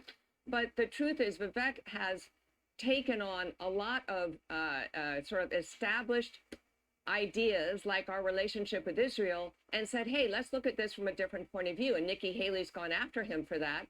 But I think a lot of people would say, yeah, if we can make peace between the Arab world and Israel, maybe we don't need to give Israel $3 billion a year. So I think you'll hear a lot of interesting things from him tonight. And boy, again, I think people watching these traditional politicians would like to be interested in some. Well, it's good to have a very successful business guy in the lineup. Yes. Vivek is said to be worth just shy of $1 billion. Doug Burgum, he's a billionaire, apparently. He used to work at Microsoft. So I think it's good to have business people who could know how to run things. They've been executives before. They know what they're doing. It's good to have them in the lineup. Last word to you. Totally right. And that's, of course, the appeal of Donald Trump in 2016 was he wasn't a longtime politician, but someone who could manage things. All of us in New York remember that he took on redoing Woolman Rink. Sounds like a small thing, but that was going to take 20 years, and he got it done in about 6 months. So someone who can actually come in and make our government function better, I say here. And by the way, I agree with you. I think that Burgum is also a very interesting candidate. He is indeed, and we'll hear more from him tonight, I hope. Liz Peek, thanks a lot. We'll see you. Finally, as requested by so many of you, we have again for a short time a ton of these free products to give away. All you need to do is take a... Hey, good morning. I'm Cheryl Cassoni. I'm in from Maria Bartiromo. It's Wednesday. It's August 23rd, 8 a.m. on the East Coast. And it is time for the hot topic of the hour. A new Emerson poll finding in a hypothetical 2024 presidential election, President Biden and former President Trump are tied. 44% of voters say they'd vote for both candidates in the general. But when a third-party candidate was included, Biden takes the bigger hit than Trump would. His support drops to 41% when the Green Party's Cornel West is included in the race, and 39% when singer Taylor Swift was. Okay, my head's about to explode. Why would you ever put that awful racist man on any ticket? That man is part of the reason that our culture is degrading right there. You listen to his work. Listen to his work. That man is nothing but a racist against white people.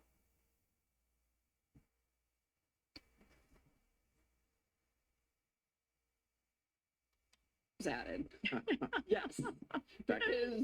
Taylor would be an interesting president. Anyway, Trump's support holding at 42% in both of those hypothetical matchups. All right, Tiana, what do you say? If you say Taylor Swift for president, you're my hero. But you know, Trump 2 times in a row did well with those double haters, but he really won them in 2016 when he was running against Hillary Clinton, arguably the worst general election candidate.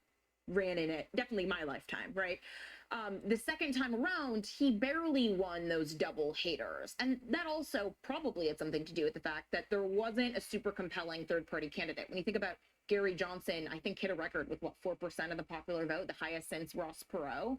More. This time around, you know, Trump world is so terrified of no labels running a candidate, and I don't fully understand why. Because it seems like there's a lot of space to be taken by Biden, because Biden originally ran as, I am the return to normalcy. I am not nearly as far left as Bernie or Elizabeth Warren, so elect me because I am electable and because of decency, my norms, respect, all of that. And that is obviously not how he has governed. And most importantly, we see the economy having an upward effect for Trump in these swing states he needs, right? Arizona, where the GOP has basically given up, right? It's chemtrail Kelly Ward and Carrie Lake and just a bunch of sore losers. Trump is still coming ahead of Biden in some head-to-head polling in Arizona because the inflation crisis is so bad. Prices And the border crisis. And the border crisis. And the immigration. Yeah, prices in Phoenix Metro are up 20% from when Biden took office. So, of course, you know. Well, what you want to bet that pretty soon that, you know, New Mexico is going to flip and California is going to flip and, Hawaii is definitely probably going to flip. Just saying. They will no longer be royal blue. They will not be purple. They will be blood red. Just keep letting all of those.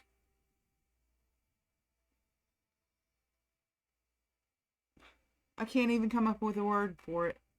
Not a nice one anyways. Those people that are coming here and crossing the border illegally, they've already broken our laws. Therefore, they shouldn't even be housed in our country. If they wanted amnesty, you go to the closest embassy. You go to the closest United States embassy and you cry sanctuary. Even though Trump may not be running the smartest campaign to win back those states, the economy is so bad and the border is so bad that Biden really stands to lose that moderate middle. And of course, Adam, they're running on Bidenomics, but I think I'm glad she brought up the issue of immigration. That is the one thing that seems to be the weakest spot for President Biden. Yeah, right well, now. So anybody that's going to run against him. I know, Bidenomics. Stop drilling on federal land. The price of gasoline goes up, and you're going to make up for it with subsidies and handouts paid for with high debt that we can't afford. That's Bidenomics. It's just amazing to me that they keep using that term as though it's something wonderful, right? Something to celebrate. No, actually, it's not something to celebrate. It's something to get rid of, and we have an opportunity to do that next year in an election. Well, you know, obviously, we're going to be hearing a lot from the candidates tonight on the debate stage. We should add here that Democrats plan to counter tonight's debate in Milwaukee. So there's these billboards that have been put up near the venue in Milwaukee. So it touts the accomplishments of Biden and Harris. And then the DNC actually is now, we're learning, set up this war room to respond to claims made throughout the debate. And like then a fact-checking thing, right? It's basically, yeah, well, that's what they're going to do. And then they booked a plane that's going to fly an anti-MAGA flag, Tiana, over the venue. So they're going to ban your gas stove, but they can hire a plane to literally nowhere to fly around and lie that prices are lower when actually they're 16% higher nationally than when Biden took office, right? It's just lies, lies, lies. Look, the best thing that Democrats have going for them is what they had going for them in the midterms, which is Republicans, betting on Republicans choosing poor candidates, poor candidate quality, and abortion, right? But we'll see how these candidates perform tonight. Maybe you do get more people like DeSantis and Vivek Ramaswamy saying, we're all for states choosing for themselves, but the overturning of Roe means that the issue is back to the states. It will not be decided at the federal level. And that will be a winning message for Republicans. But I have a feeling abortion is going to come up tonight, Tiana. I think it's one of the it'll things come up. along with immigration. And Actually, I'm going to make a prediction. Not only will it come up tonight, abortion is going to come up on about October 15th, especially if the then Republican candidate is ahead in the polls. October 15th next year, all of a sudden the DNC is going to say, okay, bring out the abortion playbook, and they are going to go hard, and they are going to scare the suburban women, and that's going to become the And that's where shouldn't be. and the Republicans need those. Well, suburban women, please don't fall for it.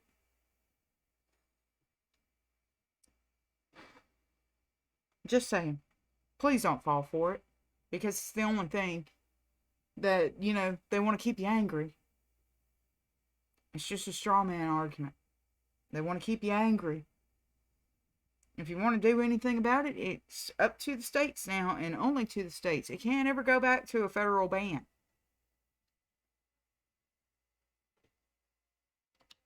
Suburban women badly, and let's see if they talk about the issues that matter to suburban women: schools, abortion, healthcare, things like that. And talk about it with empathy and with science and facts on your side. Right, exactly.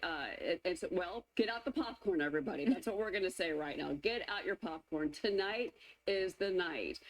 Tune in, both Fox.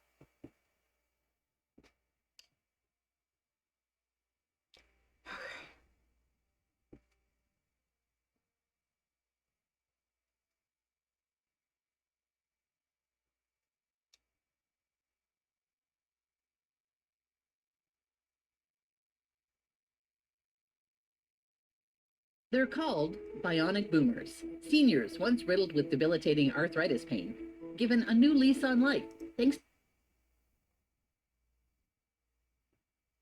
Kevin O'Leary.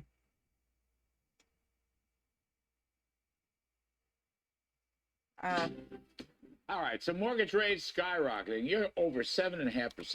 Now, Kudlow, he worked for President Trump in his in an advisory position along with Peter Navarro and a few others. He's quite the economist. He's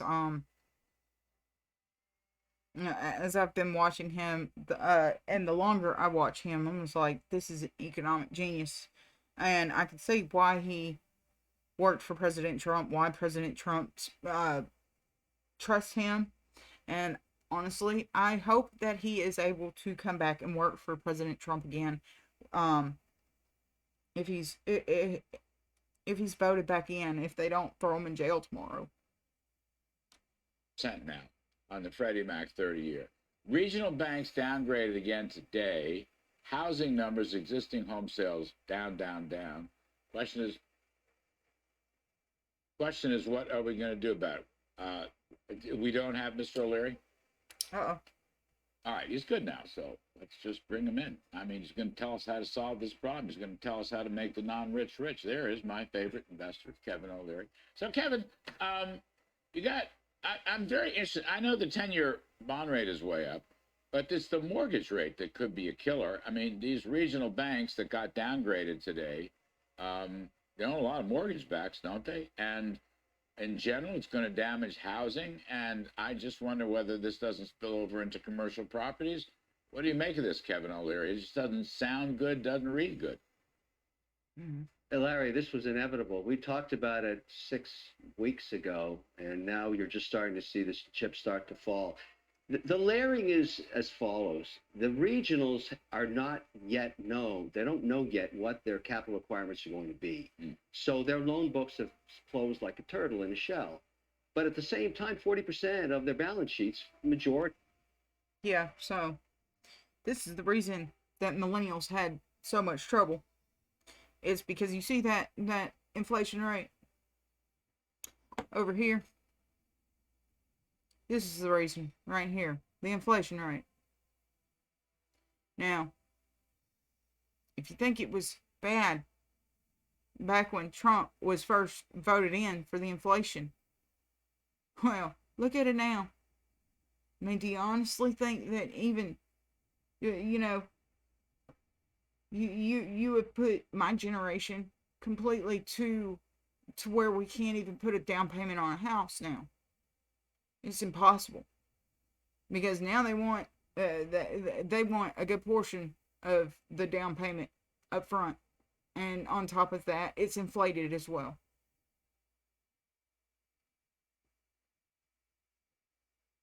And you wonder why the millennials are so damn black-pilled everywhere. of them are in commercial real estate, as you suggested. Those turn in 24 to 36 months. They were financed at 5 to 6%. They will now be 8, 9, 10, 11%, depending on the risk of the building. That's going to cause a real run again on these banks, because if you have a payroll account in a regional bank right now, Larry, you're quietly moving it to Citi or to JP Morgan or Morgan Stanley. You can't take the risk. So that run is going to continue. This gets worse before it gets better. And what's it doing to small business? Killing them right now. Kevin, who's lending to small business right now? Are these small banks lending? Are these regional banks lending? Or are these big banks lending? Nobody's lending, Larry. If you're doing less than 500 million in sales, it's very difficult to go to the banking market. You're going to the shadow market now, primarily for things like factoring receivables. If you're a company that's selling to a big box retailer, you can get factored at about 17 to 18%. That means you can turn your receivable into cash and buy more inventory. Your car loan is now double digit if you're trying to get it from the shadow market. There's lots of lenders out there. It's just they're not called regional banks anymore. It's everything from hedge funds to family offices to private entities that are doing this. But this is causing some real chaos in a very short term. And so what I anticipate is going to happen here, while we still have full employment, which is remarkable, and you don't put any capital into the small business sector, which is 60% of the jobs in America, you're going to start to see some real chaos come September, October, November. This is an issue for Congress, Larry. It's very simple. They gave all their money to the S&P 500 in two acts. One, the Chips and Science Act, and the other, the Inflation Reduction Act. Not a dime for small business. $1 trillion for the big boys, nothing for the small guys. And the small guys, they run America. So it has to be rebalanced somewhere, Larry. Kevin, let me just switch gears. China, all right? China is in trouble. The yuan is falling and falling. Chinese, as we all know, youth unemployment is over 20%. But the Chinese system's not working anymore. You know, Art Laffer was on last night. All those free market reforms from Deng Xiaoping have been thrown out the window. It's now a state-run economy. And it's more and more a tightly state-run economy, right? They're allocating credit every which way. What's going to happen here? China goes bad, does the rest of the world go bad, or what? No, I think China becomes a little more dovish because they can't construct their way to prosperity anymore. The last 15 years in China, remember the growth rates were 7, 8, 9, 10%. Real growth rates today probably between 3 and 4 to the extent you can believe any of their numbers. But there is consumer demand emerging. And so you need growth besides just building roadways to nowhere, condos, office towers in every city there. That was a huge amount of employment, and they just have nothing more to build. And so I think these missions are signaling that they're going to open up their markets for more trade, because I think lots of people, including the Europeans, have started to look elsewhere. And China's starting to realize if we got to stay north of 4%, we need to be a little nicer to everybody around the world. That's my guess. They're not going to be as hawkish. And I think you'll see the tone die down on invading anywhere else in Asia. And they'll sit down and say, look, how can we work this out? Remember, Larry, we haven't dropped a single tariff on those Chinese guys yet. They're still getting their heads squeezed by the original Trump tariffs. Yeah, but they deserve it. They deserve it because of their rhetoric and their actions, and they're playing ball with Russia, and they thwart us at every step, and they run balloons over our country for intelligence, and they subjugate Uyghurs, and they ended democracy in Hong Kong. That's a bad crowd, Dennis. You wouldn't be part of that crowd. You're a freedom-loving, whatever, Canadian, Irish. I know you have 5 or 6 different passports. But the point I make is the Chinese have brought this on themselves. You know, I say, well, never mind what I say. I just want to know, Larry, what is the stock market impact? What is the American stock market impact of a bad China? Real quick, 30 seconds. Well, what happens there is it's bad for tech. If we keep squeezing out tech companies from selling to them, you're going to see some correction in PEs. I agree with you, Larry, but this is now the time to force them to the table and squeeze their heads and show them the stick and get a level playing field. I'd love to see that. I wouldn't mind squeezing their heads. That's for darn sure. Dennis O'Leary, Mr. Wonderful, we thank you very, very much. Fox News alert now. Russian state media is now claiming that Wagner Group chief Prigozhin has been killed in a plane crash in a flight from Moscow to St. Petersburg. Florida Republican Congressman Michael Waltz sits on the House Armed Services and Foreign Affairs Committee. He'll join us with reaction in just a moment. But first, let's... Who did it? There's the question. Who did that? Who did that? Did Putin finally just have enough of them? Or was it a hit by outside forces? What was Putin's reaction? There's my question. What was his reaction? Because him and that guy used to be pretty close until he mutineered against him. So we always are all throughout in the history department. We know what, has usually happened to anybody that went up against Mr. Putin. Let's get to the news with Chief National Security Correspondent Jennifer Griffin. She's live at the Pentagon as we learn the details here. Jennifer, what exactly do we know about this at this point? Well, Sandra, what we know is from the official news agency TASS, which says that a private plane carrying 10 people on board, and among those people, Yevgeny Prigozhin, who was long known as Putin's chef, the head of the Wagner Group, who attempted a coup against Vladimir Putin over a month ago. He was on board. The plane crashed near Tver, which is northwest of Moscow. It was en route to St. Petersburg. There is some video evidence that has appeared on Telegram and on Twitter suggesting that a Russian air defense system may have shot down the private jet. And that Prigozhin was on board. We're seeing now news from other Russian news sources. This is really no surprise, Sandra. Nobody expected Yevgeny Prigozhin to survive very long after attempting that coup against Vladimir Putin. In some ways, it's surprising he lived as long as he did. If these reports are proven to be true out of Moscow, but state services, TASS and Kommersant and others are now reporting that Yevgeny Prigozhin, the head of the Wagner Group, was killed in a plane crash outside Moscow. Sandra? Jennifer Griffin, we'll get back to you with any more details that we get from that news. Thank you very much.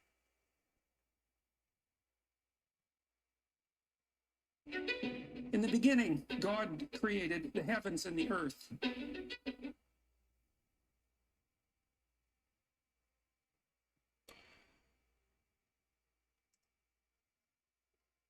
This morning, a live look in Milwaukee where the stage is set for the big primary debate.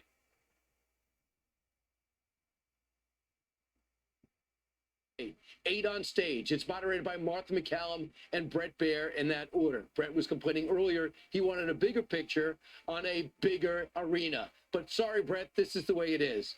This is certainly a familiar sight, the debate stage. Watch. Welcome to South Carolina and the first Republican presidential debate in the 2012 campaign.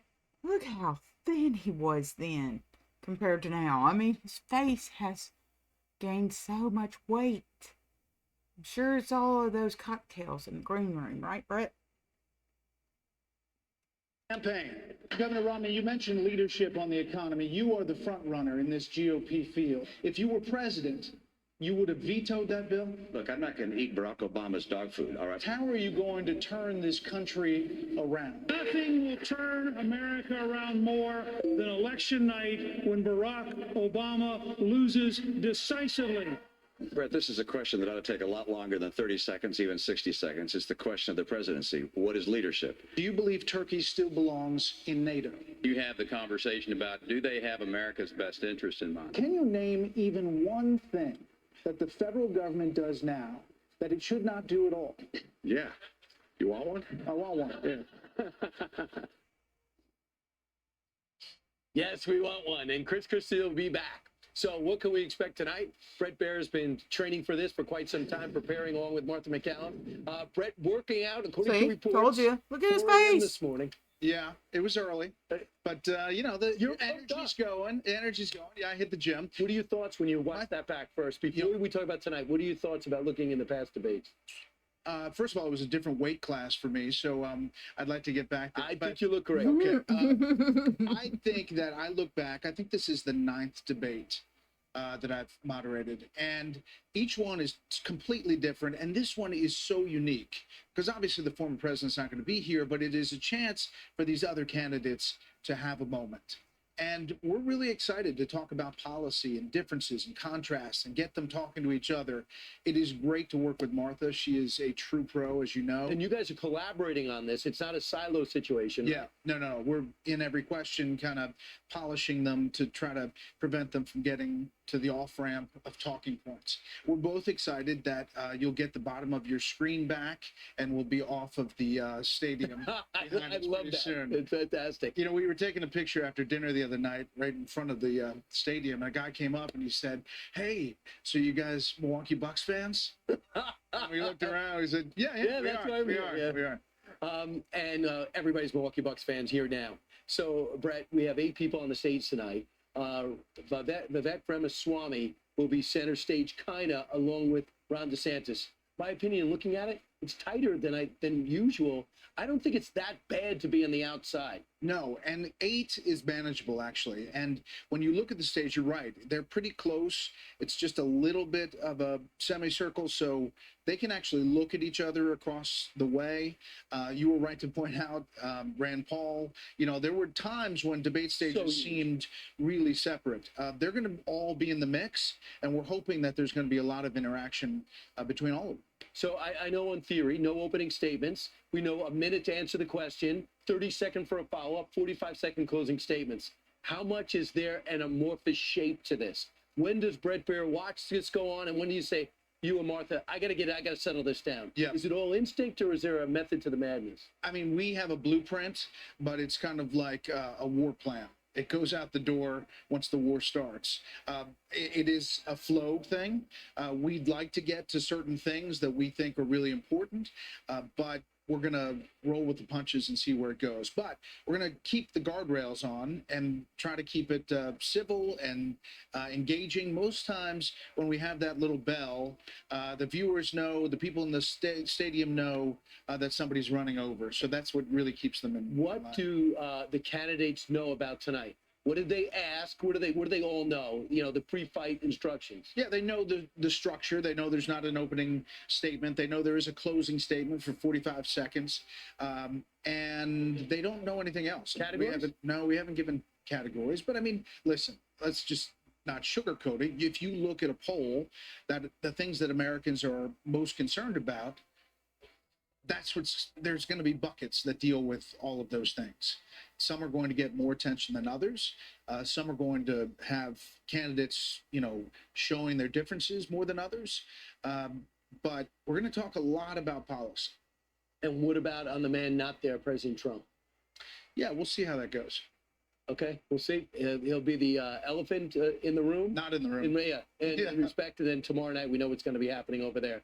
But tonight it's all about Brett Baer, who got his workout in already. Same outfit? No, completely different outfit. New outfit. We're doing a complete change. Finally, it broke news. Yes, that's news. I had no idea. All right, on with it. Let's go to the next one. This is Karina. She's a Haverty's design expert. Haverty's free design service can help you explore your options.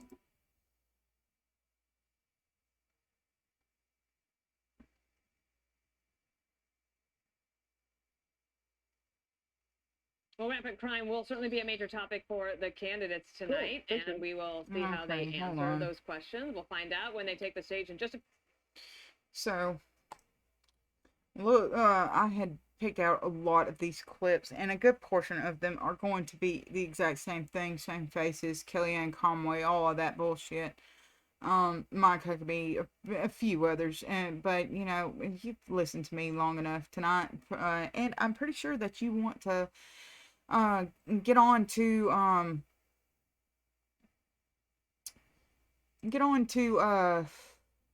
actually watching the debate for yourselves. But you know, it's as you can see, I mean, a lot of things is hinging on this particular debate. They're wanting to know who's going to advance and everything within, you know, the RNC and everything, because the RNC, they're the ones that need to know who they throw who they throw all of those financials behind, because it's starting to get awful close for them, and they don't like to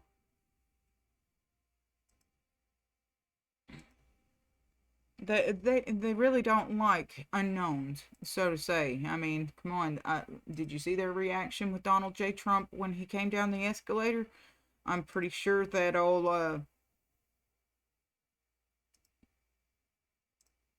that a good portion of the people that were within the RMC were trying to do anything and everything that they could then in order to make sure that he wasn't chosen. But, you know, the primary election, you know, that's where it was. So, yeah. So, I hope you enjoyed this episode 5 of Wickedshizuku's Thoughts on News, and I hope you join me again on Friday, and we shall see you then. Have a great evening. Good night, pretties.